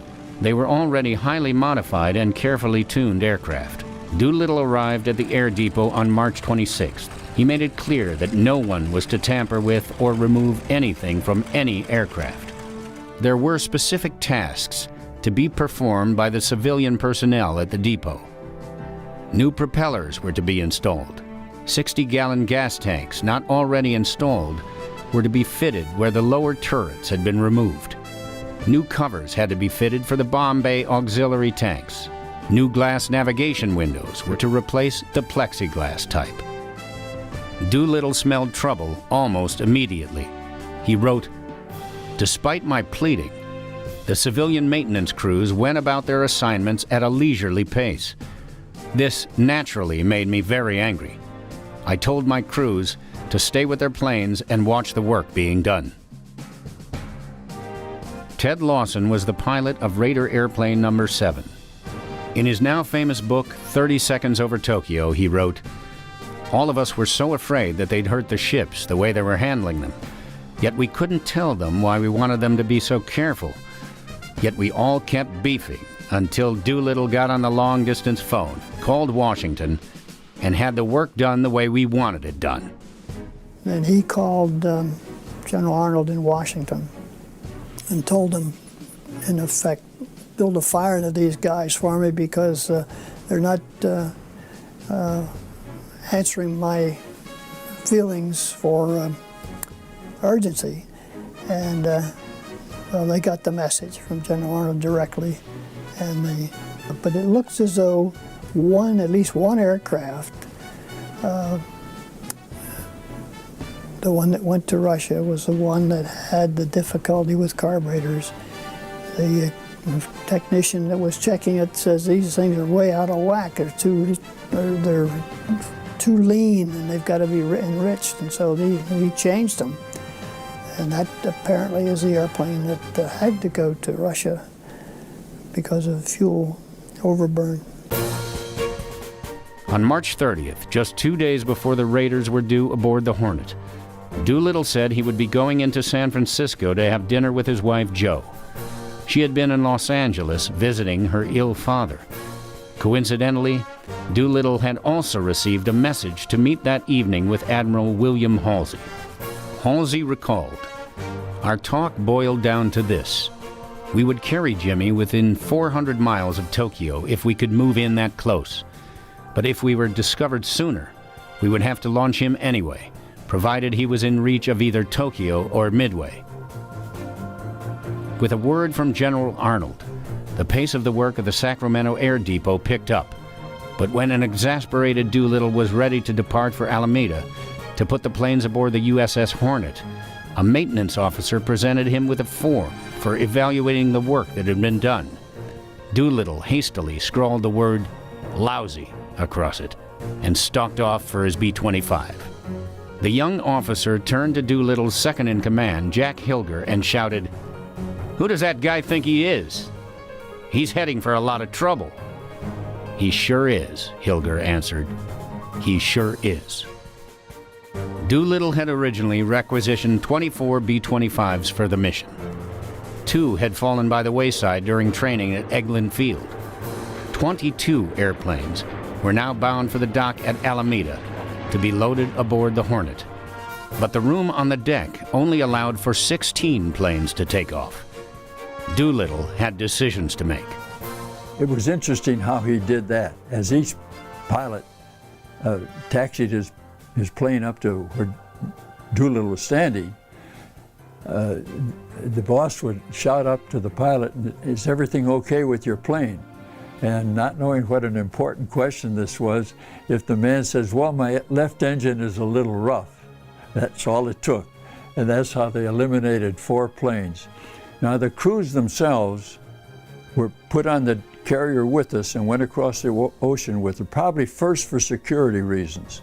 But actually, as we went across the Pacific, Doolittle had the ability to make some personnel changes that he would have liked to have made and wouldn't have been able to make without these extra crews. On our way to Alameda, our plane flew under the Oakland Bay Bridge. And got to Alameda and looked down. There was an aircraft carrier there with 5 or 6 airplanes on the deck. So we landed and taxied right up to the dock, right beside the carrier. Then they used 3 eye bolts to screw into the top of the airplane and then used that to hoist the airplane up onto the deck of the carrier. And I had to be in the pilot's compartment to set the brakes when they set down on the deck of the carrier. So I didn't walk aboard the carrier. I didn't walk off out either. Well, as the number of airplanes took up more and more of the deck, it became very apprehensive on how much of the deck was left for us to take off from. But we had taken off from a dry runway in the same distance, fully loaded, at Eglin. And in the actual takeoff, we had the carrier speed wind, we had the natural wind, and I think most of us were pretty confident we could get off. As a matter of fact, Colonel Doolittle wrote in his final report that a night takeoff would have been possible. On April 1st, 1942, the men of the Doolittle Raid walked aboard the Hornet. Waiting for them on the ship was the Navy pilot who had trained them on short-field takeoff techniques at Eglin Field, Bill Miller. "I was proud of those fellas that day," Miller recalled. As each man came aboard, he saluted the national ensign and then the officer of the deck and said, "Sergeant or Lieutenant or Captain, reporting for duty, sir." At 3 p.m. on April 1st, the Hornet unmoored from the dock in Alameda and moved to berth number 9 in San Francisco Bay. The Doolittle Raiders were getting settled aboard the ship. Well, they treated us pretty well. I was an enlisted man, so we didn't have to sleep in the hammocks. They let us sleep in the bunks. Doolittle called the raiders together. After a brief lecture on security, he surprised them by letting them go ashore for the evening.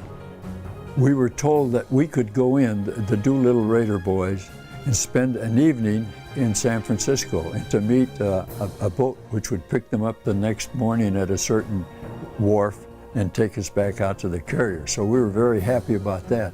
And we later learned that the boss, Jimmy Doolittle, went into town and met with Bull Halsey, who had flown in from Hawaii. Halsey was going to be in command of the 2 carriers in of our whole task force. From venues like the Top of the Mark in the Mark Hopkins Hotel, the Raiders could look down and see their B-25s poised for this top-secret mission in the middle of San Francisco Bay. A cover story had been put out that the planes were being taken to Hawaii. The Raiders might not have known exactly what they were headed for, but they were reasonably sure it was not Waikiki Beach.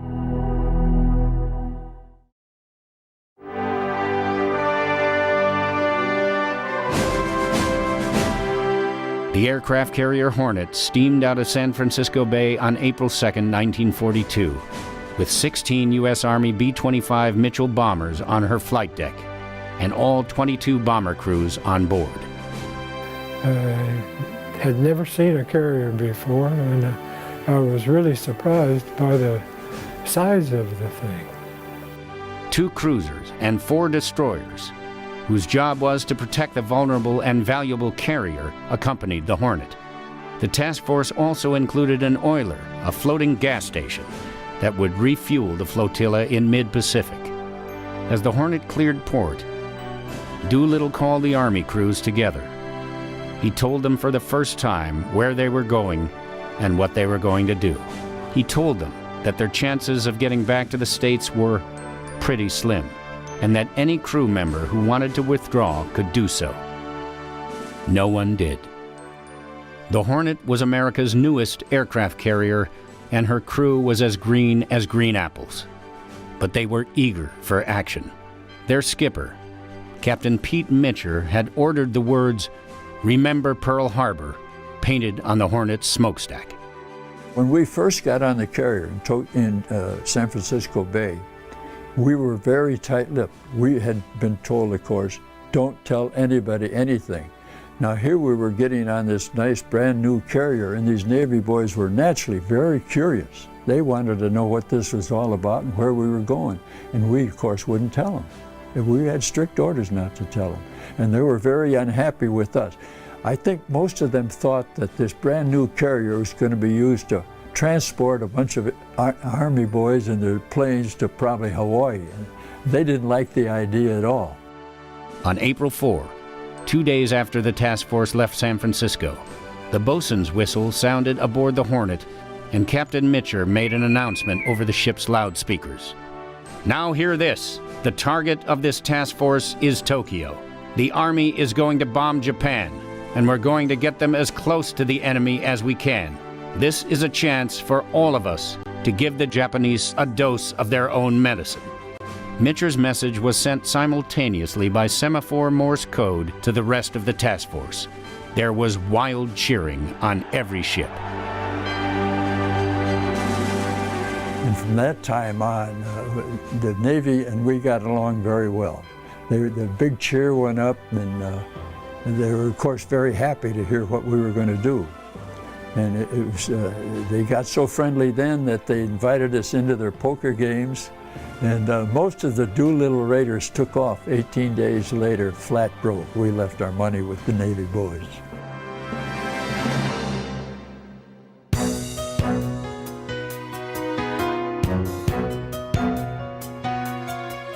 Doolittle's crews had plenty of things to keep them busy.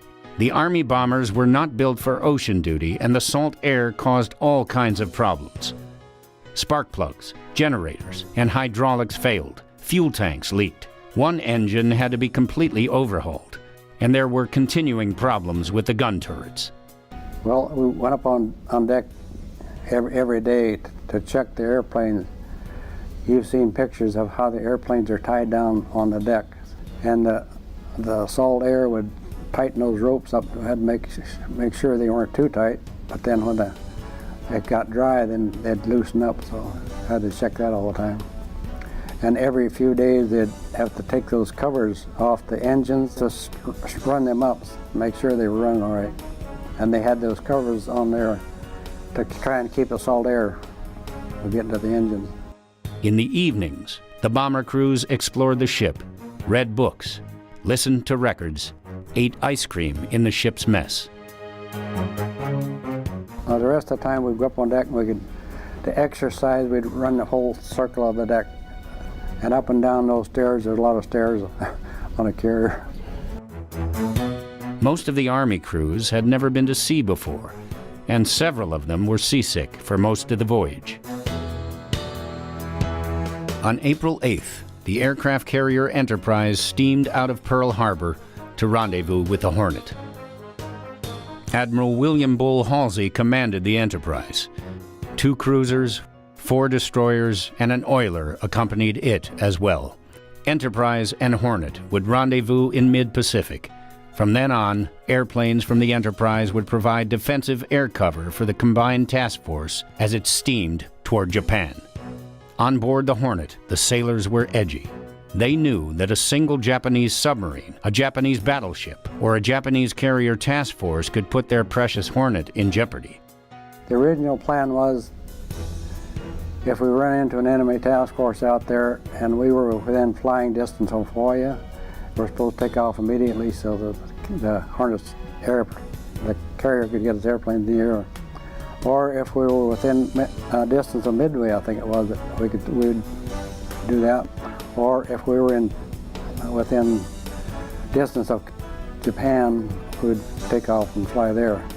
If not, then they were going to push the airplanes overboard so that Hornet could get its airplanes in the air. I think this is one of the things that's often missed, is the value of the Hornet at the time was just unimaginable to the Navy, because we had Pearl Harbor, where our fleet was gone, and we were down to very, very few aircraft carriers. And to risk one on a mission like this was just really significant.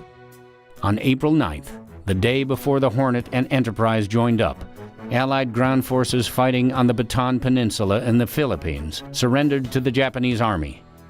The next day, 76,000 American and Filipino prisoners of war began a 60-mile, week-long forced march that would leave 12,000 dead from starvation, thirst, and Japanese brutality.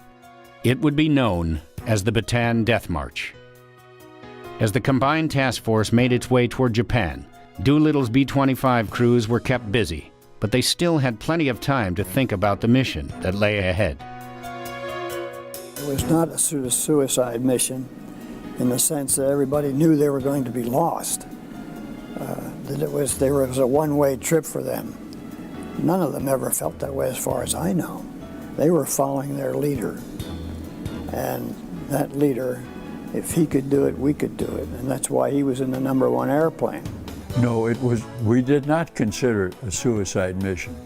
Later, as we had to take off 250 miles earlier than we had planned, and things didn't look so good, we thought, well, this is going to be pretty rough.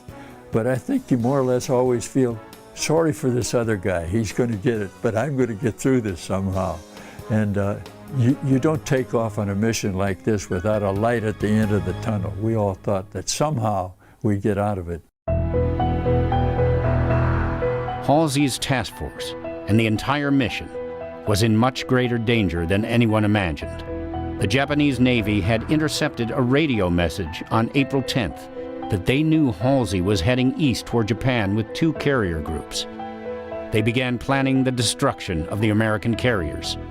But the Japanese did not envision the Americans putting bombers on an aircraft carrier. They believed the planes to be Navy fighters, planes that would have to launch within 300 miles of Japan in order to reach the islands.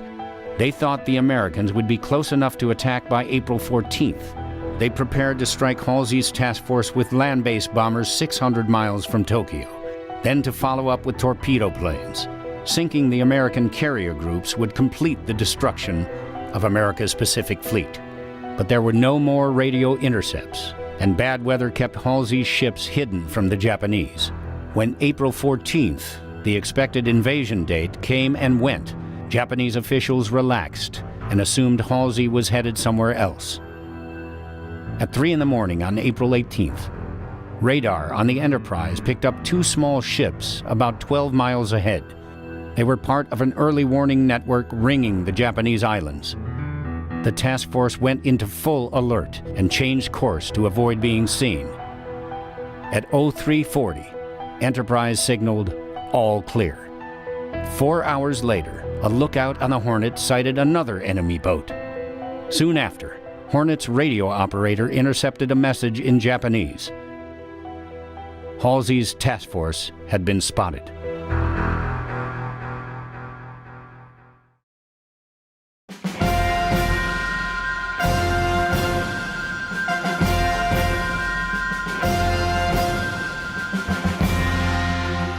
April 18, 1942 dawned bright and clear in Tokyo.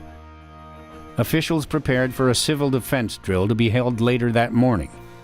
But no one believed that American bombers could reach Japan, and most people just went about their business.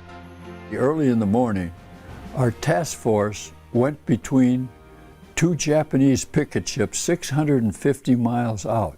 Actually, they were fishing vessels equipped with radios to report just the sort of thing they saw that morning.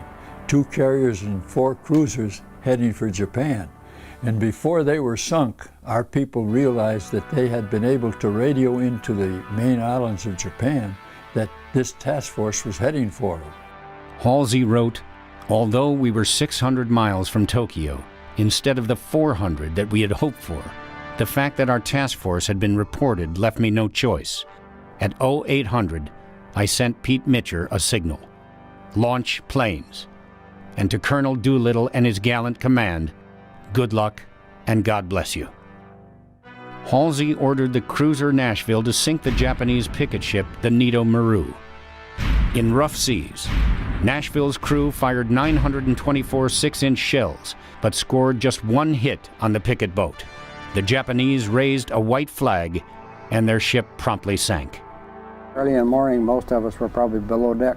We could hear the guns going out. And then almost immediately, it seemed like they announced over the speaker that Army pilots man your planes. So they had to pack up our bag and get up to the airplane as soon as possible. Like everybody else, it was around, I think, 6 o'clock when we got up. Some of us were down in having breakfast.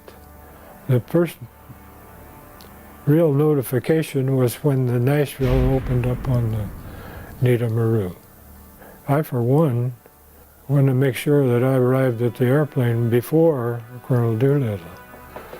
Well, I was a second lieutenant and he was a lieutenant colonel, and I didn't want to get verbally lambasted for being late.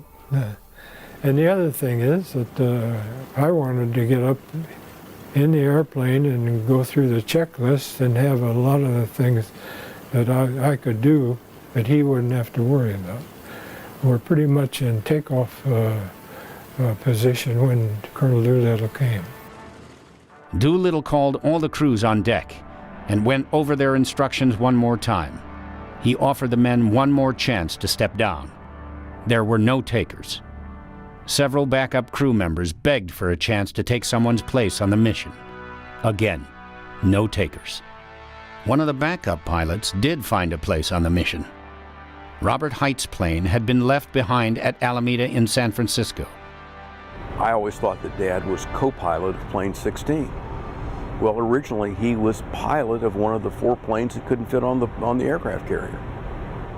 And that Bill Farrow apparently didn't get along with his co-pilot, or his co-pilot decided that he didn't want to go, and Bill came and asked my father to fly with him. Robert Height, co-pilot of plane number 16, would be captured by the Japanese and would spend 3.5 years in captivity.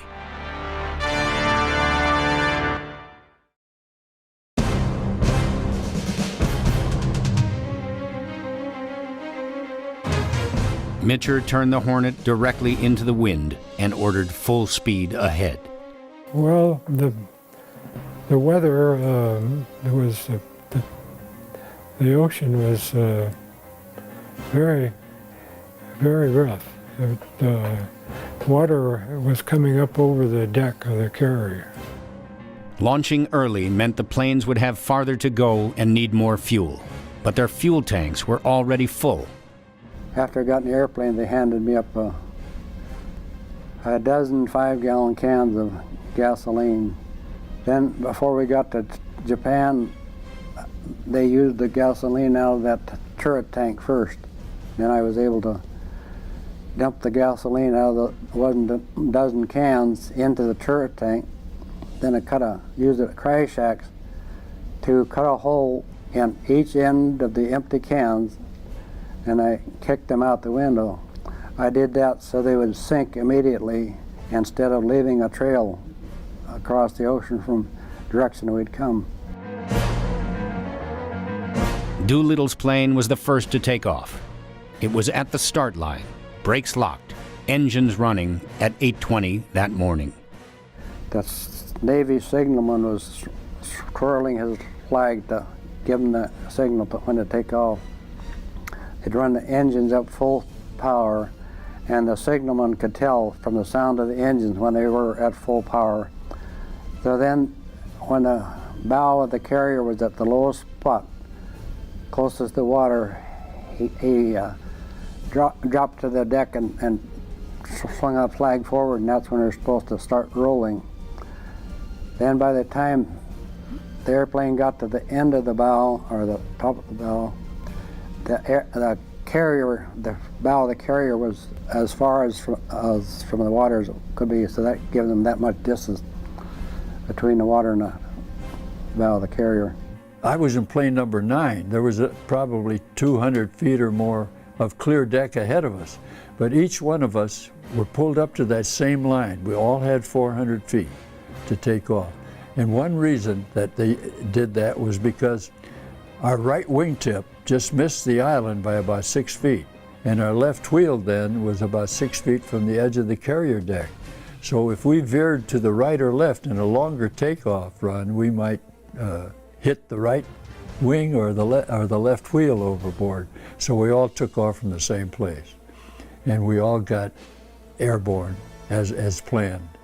And it was a little exciting at first, but plane number 9 that I was on, by the time it was our turn, we were feeling pretty brave about the whole thing. 8 planes had successfully negotiated the takeoff ahead of us. But I would bet that the average flight time for the pilots on the mission was probably about 500 hours, and in the B-25 maybe 100 hours. So they were, by modern standards, terribly undertrained. But by their standards, they were good. They were proficient. They could fly instruments. They could fly formation, and they knew the nature of the mission. I think that all of them went in knowing exactly what was at risk. Their lives were at risk, but it was worth it. It was the mission they were assigned to do. In his autobiography, Admiral Halsey wrote, "The wind and sea were so strong that morning that green water was breaking over the carrier's ramps. Jimmy led his squadron off. When his plane buzzed down the Hornet's deck at 08:25, there wasn't a man topside in the task force who didn't help sweat him into the air. One pilot hung on the brink of a stall until we nearly cataloged his effects, but the last of the 16 was airborne by 0924. And a minute later, my staff duty officer was writing in the flag log, commencing retirement from the area at 25 knots. Here, let me say that in my opinion, their flight was one of the most courageous deeds in all military history."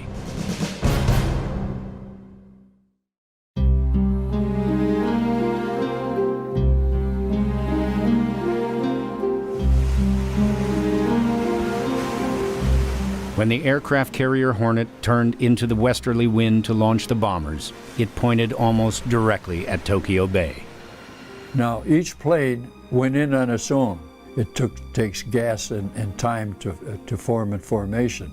So each plane was on its own. We didn't have gas to waste in getting together in formation.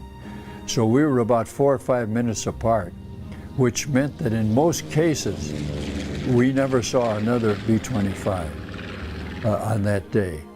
Now, when we took off 650 miles out, there was a solid overcast and high winds, and as we proceeded towards Japan, about 2 hours, all that cleared up, and we had a nice sunny day. For the rest of the day, way into late afternoon, it was nice and sunny, so we got a big break there. But we went in right on the deck so the radar couldn't pick us up so easily. Flying inbound to Japan, they had no idea of what the Japanese intercept capabilities were. They knew that they had been detected, and so they were obviously cautious. The technique would be to fly low and fast, but the faster you go, the more fuel you use. So they had to compromise in their cruise control techniques to fly a reasonable speed to get them over Japan and subsequently over China. I think that the average pilot flying it was probably exhilarated because it's fun to fly at relatively low levels.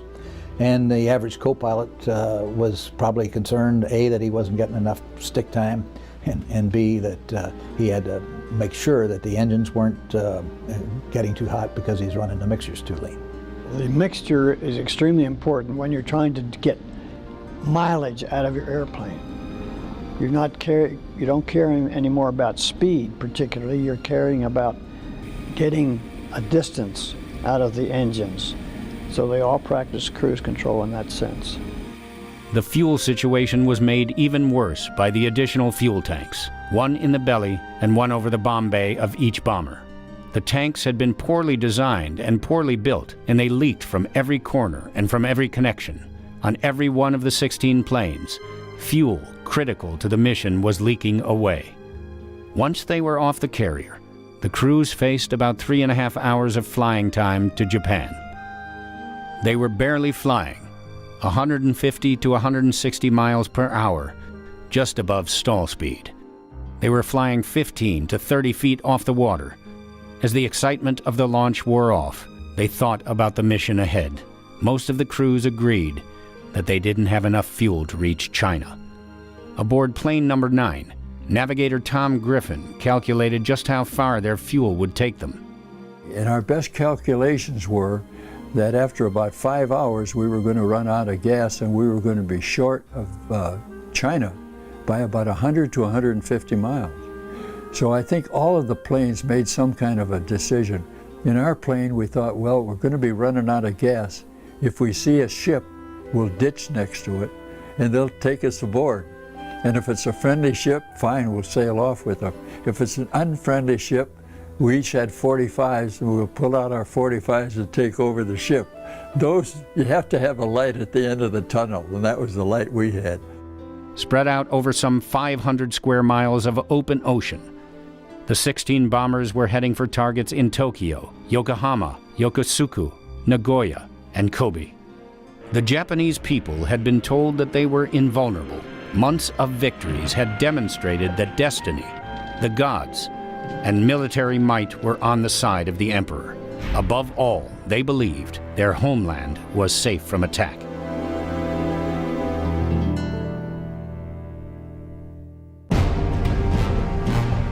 "16 American planes and 80 brave men were about to prove otherwise.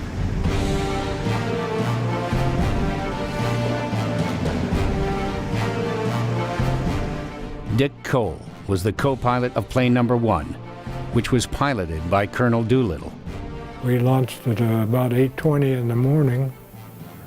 It put us over Tokyo at right around noon. We shored into Japan about 20 miles north. We could see Tokyo Bay, and we turned south and took us on a course over Tokyo, east of the Imperial Palace. We had incendiary bombs, and the reason was that since we were supposed to launch at dusk on the 19th, arrive over Tokyo, drop the incendiary bombs and light up Tokyo so that it would cause a big fire. Also, it would give the following airplanes some kind of a reference to where they wanted to go. But having the launch early put us over Tokyo in the middle of the day on the 18th. A couple of things that may have helped us. The Japanese had just practiced an air raid exercise. And they had a bomber called the Betty that had 2 tails. And for the first airplane, we feel that a lot of the people on the ground thought it was one of their airplanes when they saw the B-25, because we were not jumped by any other airplane. We flew low level till Fred Bramer recognized from photographs that they had given us on the carrier. At that time, Colonel Doolittle pulled up to 1,500 feet, and we dropped our incendiary bomb. And immediately went back down on the deck. The ACAC opened up on us, and it was pretty intense, but it was not accurate. Of the 16 Mitchell bombers, only 2 made landfall where they expected. Inaccurate compasses, overcast skies, and a 40-knot headwind made accurate navigation impossible. Once the planes were over Japan, all 16 navigators were able to lead their planes to their targets, but getting lost, even briefly, burned precious fuel. And the Japanese knew they were coming.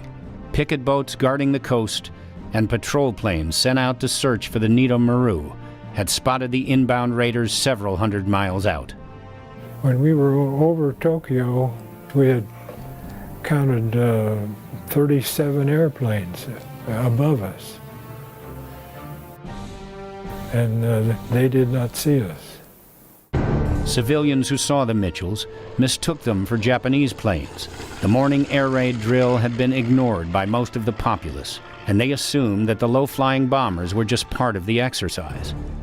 As we came over the coast, it was Saturday, right at noon, beautiful day. There were a lot of people on the beach. They were waving to us, and we were flying so low I could see the expression on their faces. They were cheering. I'm sure they thought we were Japanese airplanes. We followed the Japanese coast all the way southwest until we got to the tip of Japan and then headed west to China. Plane number 8, still burning too much fuel, hit its target, a factory north of Tokyo. As they sped away on the deck, pilot Ski York, co-pilot Robert Emmons, and navigator Nolan Herndon discussed their options. The Russian city of Vladivostok was 600 miles north. Although Doolittle had ordered that no one land in Russia, the crew of plane number 8 felt they had little choice. York turned the bomber north. And when we got over the city of Tokyo itself, we went in at rooftop level till we got to what we call our initial point, where we pulled up to 1,500 feet to make our bombing run on our assigned target. Plane number 9 happened to just fly right over Hirohito's house at about 50 feet. And then we proceeded down to the northern section of Tokyo Bay and headed across to bomb our target, which was a factory in the Kawasaki district of Tokyo making tanks. And we made our bomb run. The bombardier in the nose and the top turret gunner could see what our bombs did. The pilot and co-pilot and I couldn't tell, so we had to take their word for it. But they said that we really flattened that target. There was flak in the sky everywhere, and there were Japanese Zeros flying around. And we went in right at rooftop level, which made it very difficult for them to attack us. And they had flak towers, and they had to depress their guns to shoot at our people. And I actually saw their shells exploding in the street as we went across the city, as they were shooting at us. Despite clouds of anti-aircraft fire and swarms of Japanese fighter planes, all 16 Mitchells hit their targets and raced away undamaged. Getting lost on the way in had an unexpected benefit. The bombers hit Tokyo from every possible direction, and the Japanese defenses were thrown into chaos. 15 Mitchells and their crews now headed for China, across the China Sea. Most of them doubted that their remaining fuel would get them there. Behind them, Tokyo burned. Admiral Halsey later wrote, "We had our radios tuned to Tokyo. One of their glibest liars came on and began describing, in English, the wonders of life in Japan. Of all the warring countries in the world, he said, Japan alone was free from enemy attack. It would continue so. Indeed, Japan was blessed among nations. And right there, we heard the air raid sirens. Jimmy's boys had arrived.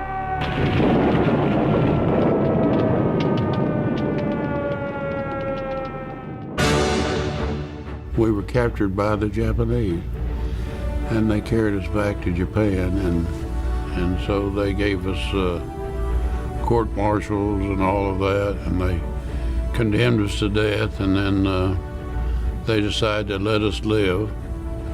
They executed 3 of the pilots, and so that left the rest of us with the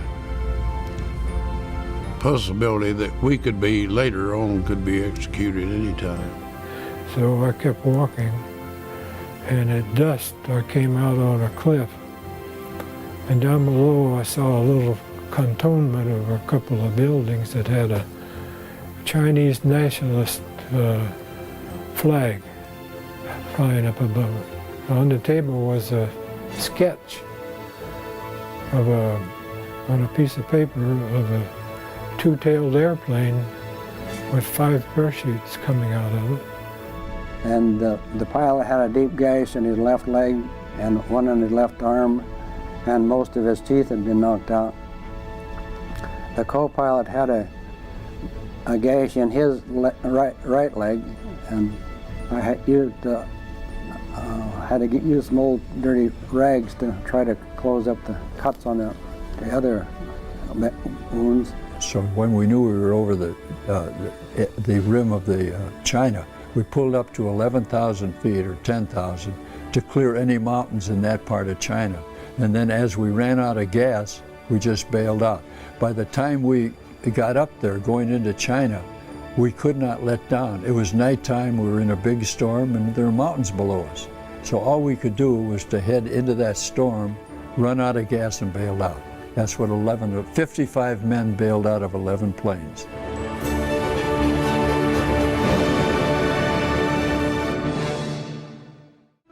On April 18th, 1942, just 132 days after Japan bombed Pearl Harbor, Tokyo was burning.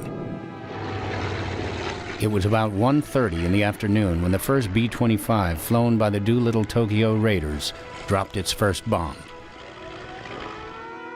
The Japanese High Command and the civilian population was caught off guard. As the raiders approached the coast of Japan, they saw smiling civilians waving at them from fishing boats, beaches, and baseball parks. They were so convinced their island home was beyond the reach of the Allied bombers, they didn't imagine that danger was imminent, even though U.S. Army Air Corps bombers were screaming overhead, just above the treetops. It was one of the most brilliantly conceived operations in aerial combat history. All 16 Mitchell B-25s found their intended targets and delivered their payloads. What the enemy did not know was the Doolittle Raiders were nearly 12 hours and 250 miles early for their rendezvous with history. The USS Hornet and the B-25s had been spotted much farther out than their planned launch distance. Early this morning, 80 Doolittle Raiders had scrambled aboard their airplanes, knowing they did not have adequate fuel capacity to reach any safe haven. It was an act of valor rarely matched in modern military history. Before it was over, a despondent Jimmy Doolittle, not knowing the location or the fate of his gallant crews, would sit atop the wreckage of his airplane and predict his own court-martial. He didn't know the raid he had led would play a pivotal role in turning the tide of events in the Pacific in favor of the Allies. That he had, in fact, just completed a mission that would change the war. I'm Gary Sinise, and this is Missions That Changed the War.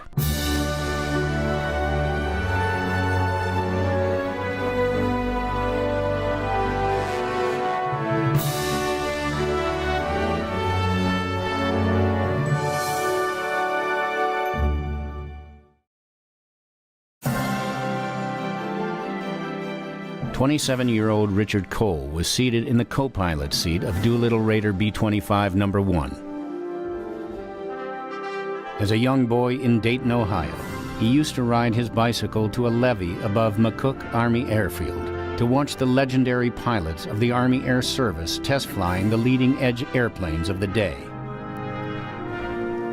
One of those pilots was James H. Doolittle. Now, Doolittle was seated inches away on Dick Cole's left as they lowered their bomber down to rooftop level in Tokyo's western suburbs. They had hit their targets and were hightailing it for a planned landing field in eastern China near Chuchao. We flew low level till Fred Bramer recognized from photographs that they had given us on the carrier. At that time, Colonel Doolittle pulled up to 1,500 feet and we dropped our incendiary bomb and immediately went back down on the deck. The ACAC opened up on us and it was pretty intense, but it was not accurate. We flew maybe 100 miles south at low level and not wanting to turn toward China and alert them of the possibility that they would recognize where we were going. And we turned on a southwest heading and flew open water, just strictly by magnetic navigation. But they had been bucking headwinds since they had left the carrier. With the extra distance they had been forced to fly, they did not have the gas to make landfall. Then, the weather began to change. It had been severe clear over Tokyo, but now the ceiling was dropping and the wind was swirling. By the time they reached Yakushima, on Japan's western coast, visibility was down to 600 feet. The bad news was, night was falling and they were in a serious storm. The good news was, the headwind was now a 25-mile-per-hour tailwind. It just might provide enough push to get them to the China coast. Tom Griffin was the navigator in airplane number 9. Now, according to the anticipated wind, we were going to have a headwind, which was the normal wind at that time of the year in particular, across the China Sea. And our best calculations were that after about 5 hours, we were going to run out of gas and we were going to be short of China by about 100 to 150 miles. And there was another, bigger problem. There was supposed to be a portable homing station there, so we could use our radio compass and arrive there, land, and gas up and fly on into western China. But the fact that we arrived when we did in the middle of that big storm, there wasn't any chance of trying to make an approach into one of the fields. The other thing is that that homing station was in an airplane that crashed on the way to get there, so it was not there. The other thing was that the Chinese, hearing our engines, thought it was the Japanese air raid, and they shut off all the electricity. So we were in limbo. After 13 hours in the air and flying 2,250 miles, the right front fuel tank was showing empty. Doolittle told his crew to bail out. It was about 9:30 p.m. For me, the most scared and worrisome and whatever other adjective you want to use of the whole mission was standing in the airplane looking down at that black hole, because we ejected the hatch, and outside there was a lot of wind, rain, and lightning, and you were going to have to go through that hole into a foreign country, and then having any idea where you were or anything about it. maybe that was the scariest time. After putting the B-25 on automatic pilot, Jimmy Doolittle shut both gas cocks off and left the airplane.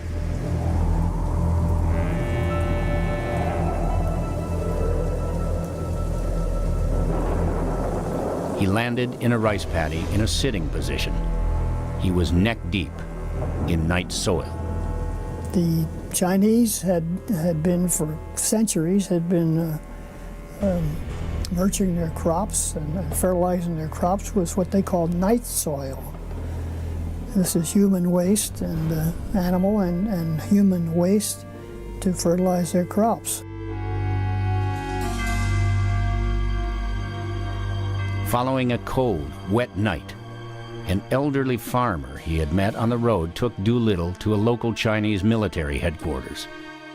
There were some tense moments when Doolittle refused to surrender his sidearm to the soldiers, but he eventually convinced them he was an American ally, and they began to help him. At about 9 p.m., airplane number 7 was nearing an island off the coast at Sangchao. Pilot Ted Lawson thought he could spare the crew the risk and trauma of bailing out by effecting a controlled landing in shallow water. Just about dark, it was raining. Finally spotted some land, and the pilot spotted a strip of beach, and he thought he could land on that beach. The engines had been running so cool all the time that it stopped at the last second when he was landing, and we had the wheel down. We hit the water with the wheel down, and it immediately turned us over. I was in the back of the airplane. The other 4 fellows were in the front. They were all thrown out to the nose. The pilot and co-pilot were still strapped to their armor-plated seats when they came to in the water. I was knocked unconscious for a little while in the back and sort of came to and could see water running in what I thought was the bottom of the airplane. Well, I finally realized the airplane was upside down, and the plexiglass on the turret had shattered, and that's where the water was coming in. So then I was able to open the escape hatch on the bottom of the airplane and crawl out there. By that time I got out of the airplane, the other 4 fellows were already up on the beach. In one of the countless acts of Chinese heroism performed in the wake of the Doolittle Raid, the resistance leader operating in the area helped Thatcher create bamboo pallets so the injured could be transported. We found out later that the Japanese landed 65 Jap soldiers on that spot where we crashed, came looking for us, but we had a head start on them, got across the island. Airplane number 15 had scored a direct hit on the steelworks in the northeastern part of Kobe. It was making its way to the Chinese coast at Sanmen Bay as the weather closed in. It was nearly 9 p.m. The left engine was backfiring, and the right one was generating very little power. The pilot, Donald Smith, had decided on a water landing about 400 yards offshore. It went well. There were no injuries. In the roughly 8 minutes that the plane remained afloat, the engineer-gunner Lieutenant Thomas White scrambled to recover some critically important tools. Thomas White was not an average gunner. Well, Dr. White was a flight surgeon, but when he found out about the raid, he asked Colonel Hilger, who was the second in command, and Doc White was about his age, the same age as Hilger, in other words, older than the normal or the average raider. And he said, well, I'd like to go on the raid. And Colonel Hilger said, well, you can't go. Doc, we've got 5 men on each airplane. We can't find another seat for you. It just wouldn't be right. So he said, if you want to be a gunner, you could maybe go as a gunner, but you're not a gunner, you're a flight surgeon. He said, well, I could be a gunner, let me have a chance to try. So he went down and shot the guns and I think he came off second best in making a score compared to some of the other gunners. And so he got the job as a gunner. And so here this was a fortuitous choice to have him go on that mission, because he certainly was helpful when he got to China. After a night in a fishing village, friendly Chinese rowed Dr. White and the rest of the crew to the island of Nandian. Again, the locals put their lives on the line, hiding the crew in a Buddhist temple while 65 Japanese soldiers swept through the area looking for them. On Nandian, Dr. White learned of the injuries suffered by David Thatcher's crew. According to Lieutenant Smith, from the moment he did, he seemed to have only one desire, which was to reach them as soon as possible. It was the ideal providential meeting of these two crews with Doc White that saved one of the raiders, Ted Lawson, saved his life because Lawson was about to lose his leg, and Doc White amputated it. He gave Lawson blood from his own arms, but Doc himself, when it got too bad, that Lawson was about to go, then he gave blood from his own himself, which is, I imagine, a difficult thing to do. The day began badly for the crew of airplane number 16. As they sat with propellers turning on the deck of the Hornet, a sailor on the deck crew slipped. The prop blast from airplane number 15 blew him backwards into 16's left propeller. His arm was so severely injured, it required amputation. The crew members were Lieutenant William G. Farrow, pilot, Lieutenant Robert Height, co-pilot, Lieutenant George Barr, navigator, Jacob D. DeShazer, bombardier, and Harold A. Spatz, engineer-gunner. In Nagoya, the crew found their targets, a battery of oil storage tanks and an aircraft factory. So far, George Barr wrote, all had gone well. I gave the pilot a new heading, and we started our last leg of the trip. Like the other 15 Raider B-25s, number 16 encountered the curse of the storm and the blessing of the tailwind. And like every other airplane, they experienced the sinking sensation of getting no response from Chu-Chow on 4495 kilocycles. Landfall and nightfall arrived together. Just as the fuel warning lights came on, a break in the overcast revealed the lights of a city. Navigator Barr quickly figured it was Nanchang. They were over an area believed to be in Japanese control. There was no choice now. All hands took to their parachutes. When they landed, it was nearly 1 a.m. By daylight, all 5 would be in Japanese hands. For Robert Height, George Barr, and Jacob DeShazer, it was the first day of 3.5 years of hell on Earth. Bill Farrow and Harold Spatz would never see their homeland again.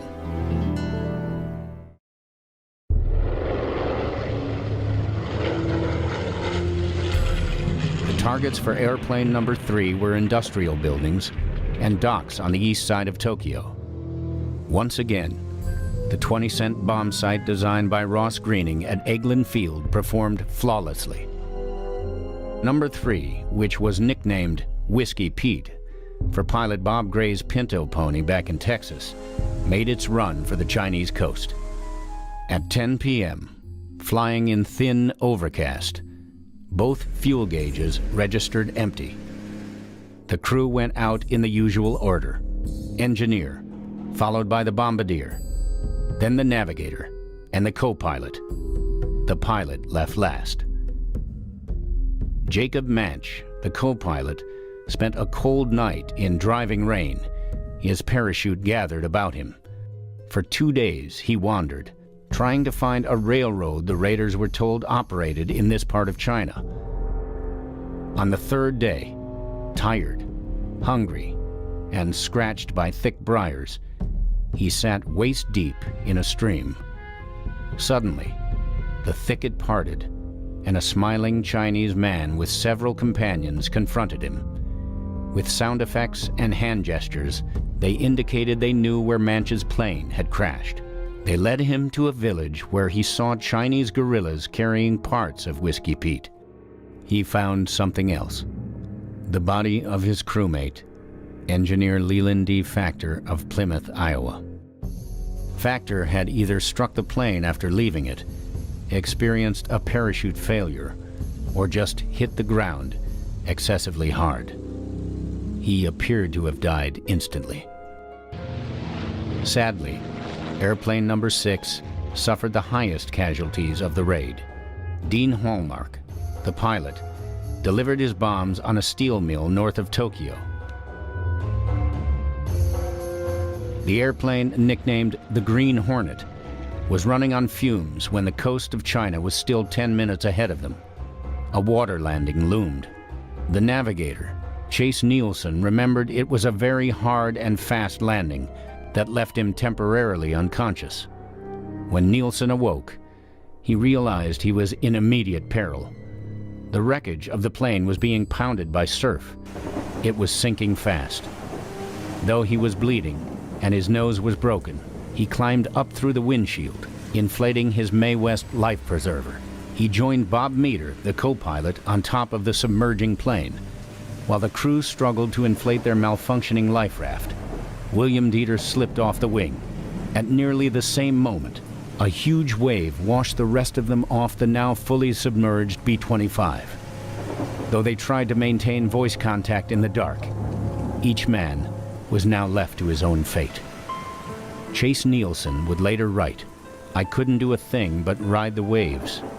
I half swam and half floated for what seemed like hours. I thought about my family, the fellows back at Columbia, South Carolina who did not go on the raid, the wonderful Navy men who brought us to the launch point and were probably now being chased by the whole Japanese Navy. I wondered where the crews of the other 15 planes were, and whether Jimmy Doolittle's first combat mission might have been his last. I feared the worst might happen to Dieter and Fitzmaurice, because they seemed to be so badly hurt." Nielsen made it to shore. The next morning, from a hiding place in the stand of trees, he saw villagers and 2 Chinese soldiers looking at 2 bodies on the beach. It was William J. Dieter from Vale, Iowa, and Donald E. Fitzmaurice from Lincoln, Nebraska. The local Chinese did all they could to hide Chase Nielsen, Dean Hallmark, and Bob Meter, the surviving crew members of the Green Hornet, though the area was swarming with Japanese soldiers. After one Japanese patrol left, the 3 returned to the beach where the Chinese had hidden the bodies of Dieter and Fitzmaurice. They placed their comrades in 2 wooden boxes, chose a spot high on the beach, and buried them. The 3 officers prayed silently over the 2 enlisted men who had given their last full measure.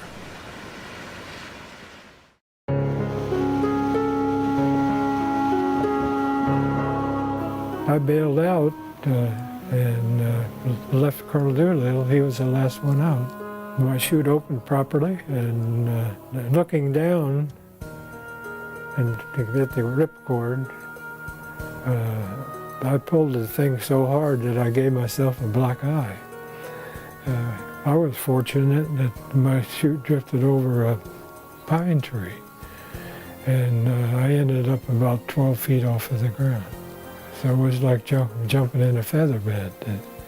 It was raining very hard, and so I pulled part of the chute in and made kind of a hammock affair and spent the night in a tree. When daybreak came and I could see the ground, I had a compass and started walking west. And at dusk, I came out on a cliff, and down below I saw a little cantonment of a couple of buildings that had a Chinese nationalist flag flying up above it. And the only reason I knew it was a Chinese nationalist flag was that the same emblem was painted on the AVG P-40s that I had read about before. Anyway, I walked down there and I was accosted by a young lad, and he took me to a building that was empty except for a table. On the table was a sketch of on a piece of paper of a two-tailed airplane with 5 parachutes coming out of it. So I finally got him to take me where he took whoever drew the sketch, which he did, and I walked into this building and it was Colonel Doolittle. He is the one who had drawn the sketch. I said, "Boy, am I glad to see you." But Doolittle was far from happy. He recalled the days after the crash landing. When the soldiers found our plane, Paul Leonard and I went to the crash site to see what we could salvage. There is no worse sight to an aviator than to see his plane smashed to bits. This was my first combat mission. I had planned it from the beginning and had led it. I was sure it would be my last. As far as I was concerned, it was a failure, and I felt there could be no future for me in uniform now. Even if we had successfully accomplished the first half of our mission, the second half had been to deliver the B-25s to our units in the China, Burma, India theater of operations. My main concern was for my men. What had happened to my crew probably happened to the others. As I sat there, Paul Leonard took my picture and then, seeing how badly I felt, tried to cheer me up. He asked, "What do you think will happen when you go home, Colonel?" I answered, "Well, I guess they'll court-martial me and send me to prison at Fort Leavenworth." Paul said, "No, sir. I'll tell you what will happen. They're going to make you a general, and they're going to give you the Congressional Medal of Honor. Colonel, I know they're going to give you another airplane, and when they do, I'd like to fly with you as your crew chief." It was then that the tears came to my eyes. It was the supreme compliment a mechanic could give a pilot.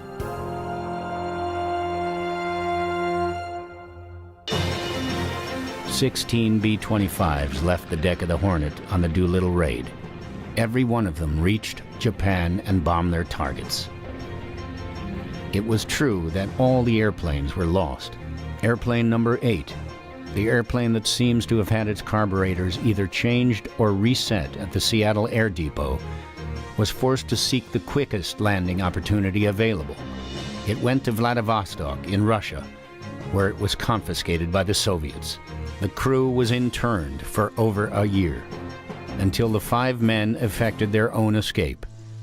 As for Doolittle's men, 3 raiders died the night of the raid. Leland Factor, the engineer-gunner on airplane number 3, did not survive his bailout. William Dieter, the bombardier on airplane number 6, was too severely injured to survive the ditching of the airplane off the coast. The same was true for his crewmate Donald Fitzmaurice, the engineer-gunner on the same airplane. 8 raiders became prisoners of the Japanese. Lieutenant Dean Hallmark, Lieutenant Robert Meader, and Lieutenant Chase Nielsen, all crew members of airplane number 6, were captured. The entire crew of airplane number 16, Lieutenant William G. Farrow, Lieutenant Robert L. Height, Lieutenant George Barr, Corporal Jacob Daniel DeShazer, and Sergeant Harold A. Spatz became POWs. The treatment of the prisoners was horrendous. They interrogated us and all of that, you know, each one individually. And there was 2 airplanes of us that had been captured. And they condemned us to death, and the Emperor reprieved us to life imprisonment. Our sentence was to be kept in solitary confinement. I think they were very scared. They tortured them brutally. And they don't talk a lot about that in any of the books, when they put a rag over their face and they would pour water until you almost drowned and pass out, and then they would go on. Slaps, beats, socks, punches, common every day. Bamboo shoots between the joints. They would take iron rods and put them behind the break of the knee, and then they would jump on the thighs, which caused, obviously a great deal of pain. By April 24th, 6 days following the raid, all of the captured raiders had been flown to Tokyo. Their mistreatment continued unabated until August 28th, when they were made to stand trial. The trial was conducted in Japanese. The men had no idea what was being said. A record of the trial concluded that the 8 had been found guilty as charged and are hereby sentenced to death. For reasons unknown, Dean Hallmark, William Farrow, and Harold Spatz were sentenced to be executed. On October 14, 1942, Hallmark, Farrow, and Spatz were informed they were to be executed the next day. They were given paper and pencil and told they could write to their family and friends. Hallmark wrote to his father, mother, and sister. "I hardly know what to say," he wrote. "They just told me I am liable to execution. I can hardly believe it. I wanted to be a commercial pilot and would have been if it wasn't for this war." To his mother, he wrote, "Try to stand up under this and pray." Bill Farrow wrote his widowed mother, "Don't let this get you down. Just remember that God will make everything right, and I will see you again in the hereafter. My faith in God is complete, so I am unafraid."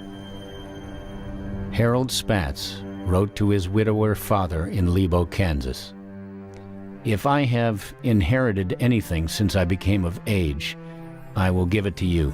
And Dad, I want you to know that I love you and God bless you. I want you to know that I died fighting for my country like a soldier."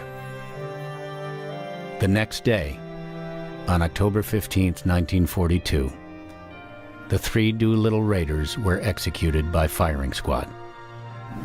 Those fellows were tortured, they were starved, they were put in solitary confinement, they were beaten repeatedly, and nothing they could do about it. I mean, they just lived a very tortured existence.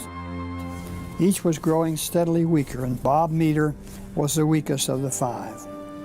Meter looked like a walking skeleton. On December 1st, 1943, the once sturdily built athletic Meter died quietly in his cell.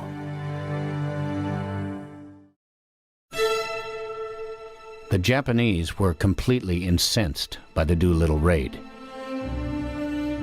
They had been concerned that such a raid might originate in China. General Claire Chennault, head of the celebrated Flying Tigers, who were operating in China, recalled that the Japanese drove 200 miles into East China to seek revenge. Chennault wrote, "One sizable city was razed for no other reason than the sentiment displayed by its citizens in filling up Jap bomb craters on nearby airfields. 250,000 Chinese civilians and soldiers were reportedly killed in the 3-month campaign." The Chinese had been at war with the Japanese since 1937. They knew well the brutality they employed against those who opposed them. Yet time and again, they risked all to try to help the lost American flyers get to their ultimate destination, the wartime capital of Chongqing. Their legacy is typified by a story of Tung Cheng Lu, a Chinese engineering student who was pressed into service to help Airplane No. 2 escape. At the time, he risked his life for the American flyers and undertook this most hazardous of journeys. Lu had a young, pregnant wife, Man Ming Wang Lu, he was leaving behind. During our whole trip under Lu's guidance, our treatment was superb.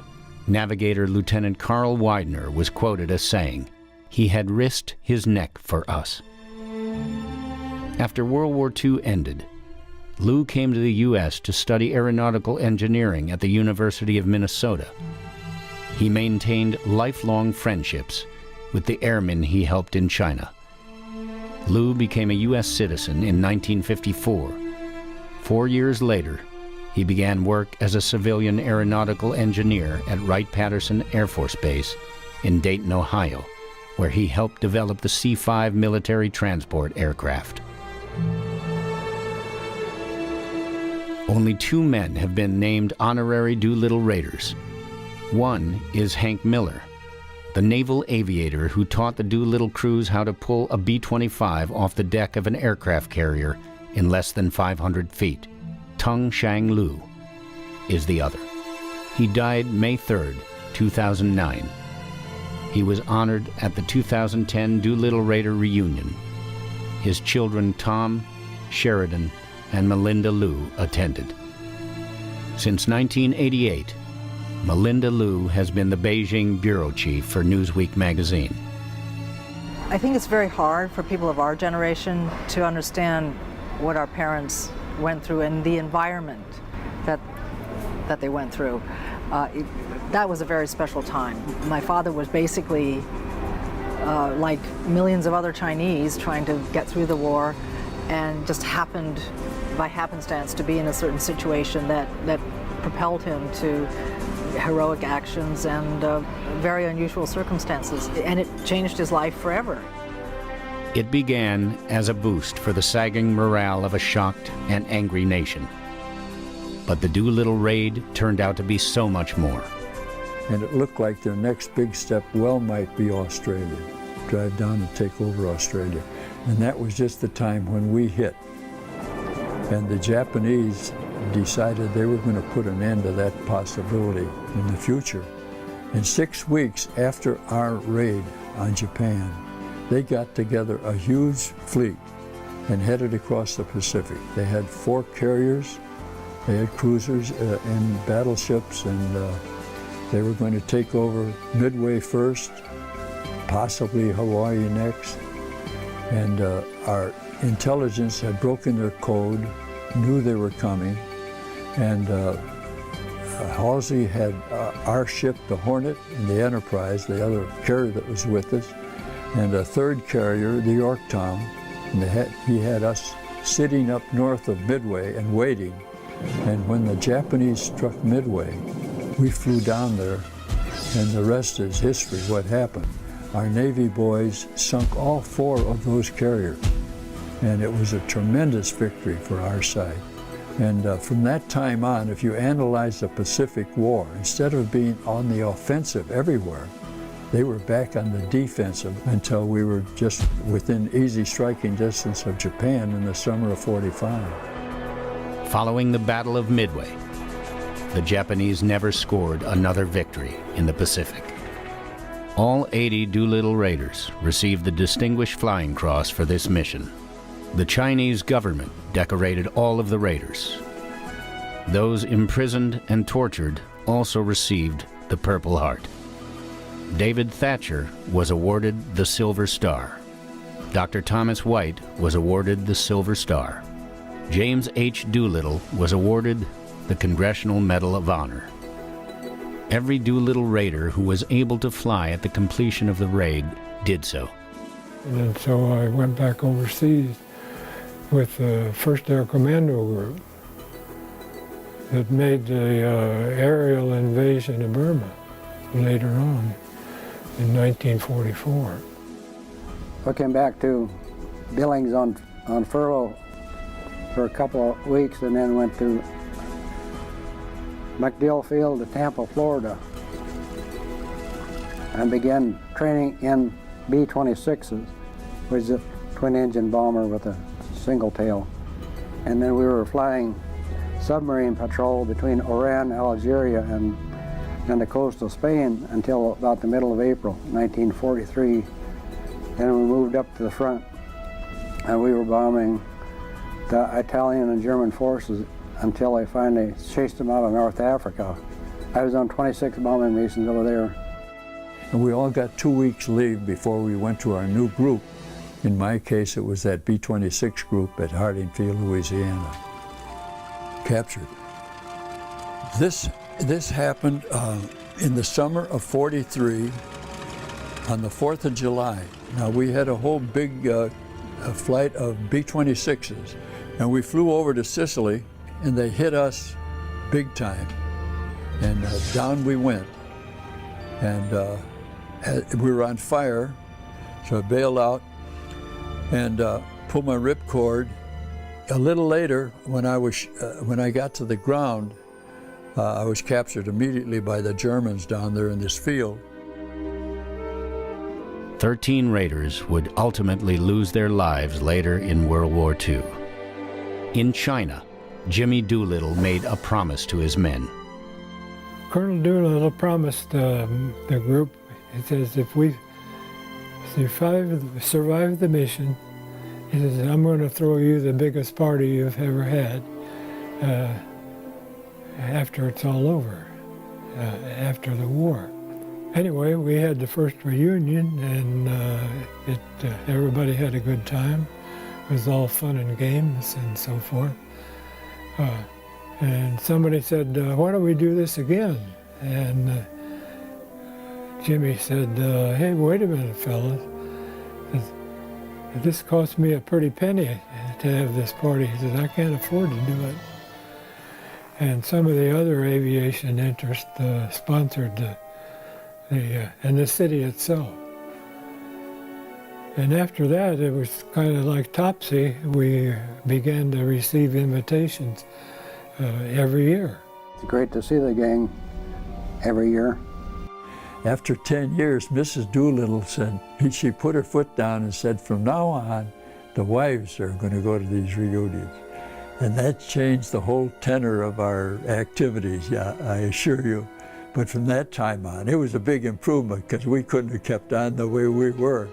It's not just what they did, which was extremely important for the nation at that time, but how they've lived their lives since, really. And they have put together a foundation which supports youngsters coming up in aerospace engineering. And so they continue to make contributions wherever they go, whatever communities they visit. So they are continuing as an inspiration to the next generation of airmen. It seemed like there was a guiding hand favoring us on that whole mission, because when you analyze the whole mission, everything went our way. And we did the maximum damage that we could do against our enemy with 16 planes, each carrying a ton of bombs. We really accomplished our mission.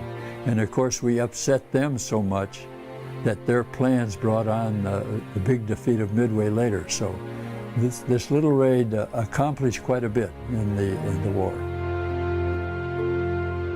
After we started having these annual reunions, the city of Tucson had invited us there, and when we got there, we found that they had 80 cups, silver cups, engraved with our names on them in this case. Those who were deceased, the cups were upside down. And so for the years that went on, in all of our reunions, some cadets from the Air Force Academy brought this case of cups to our reunion, and we had a regular ceremony drinking to those that had passed on that year, and the cups were turned over. Gentlemen, the toast to those who are gone. When we get together, it seems like the raid was yesterday.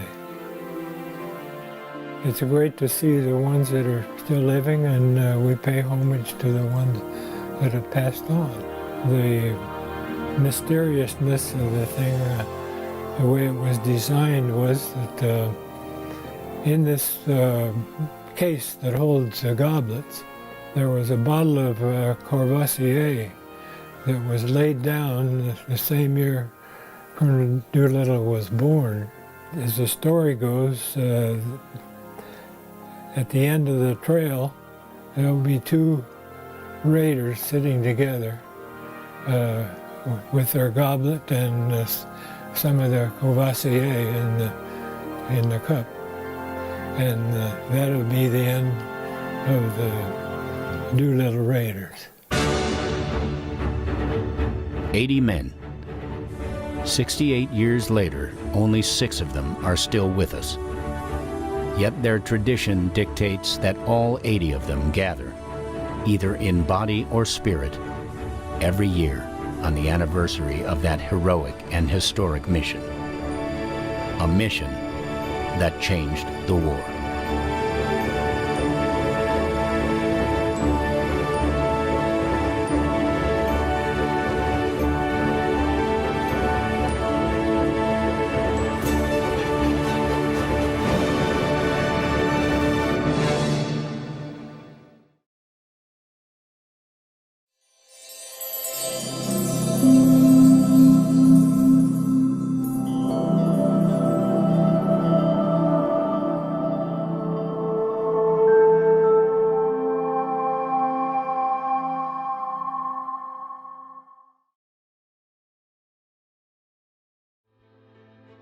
Aviation, the art of aeronautics, began with the dreamers, inventors and daredevils who dared to defy gravity. The journey of aviation was nurtured by pioneers like the Wright brothers, whose first flight marked a historic milestone. The role of aircrafts in world wars was groundbreaking, dramatically changing warfare strategies. This initiated a technological evolution in aviation, transforming the simplistic wings of a biplane into the thunderous roar of jet engines. Let's journey through the ages of aviation. Behind every great aircraft, there were great minds. These visionaries, like Sir Frank Whittle, the innovator of the turbojet engine, redefined air travel. Then there's Skunkworks' Kelly Johnson, the genius behind the SR-71 Blackbird. His designs combined speed, stealth and power, crafting machines that dominated the heavens. The contributions of these pioneers have left an indelible mark on the canvas of aviation, shaping the course of history and inspiring generations of engineers and aviators. Each epoch in aviation history gave birth to extraordinary aircrafts, each with their own unique features and roles. The Lockheed SR-71 Blackbird was a marvel of speed and stealth. The F-105 Thunderchief, a supersonic fighter bomber, was vital in the Vietnam War. The P-51 Mustang, a long-range fighter, was critical in World War II. The P-47 Thunderbolt, a heavyweight fighter, was used extensively in the same war. The A-10 Thunderbolt II, the Warthog, is a close air support icon. The Messerschmitt Me-262 marked a leap forward in aviation technology.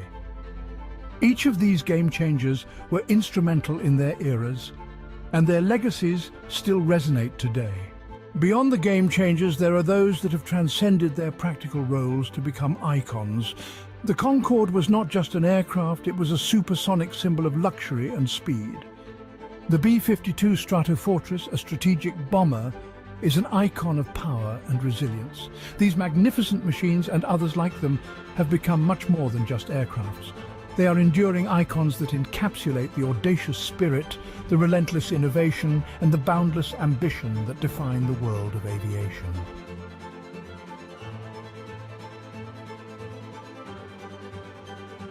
For more amazing aerial footage, and to join us in this incredible journey, check out the Dronescapes YouTube channel.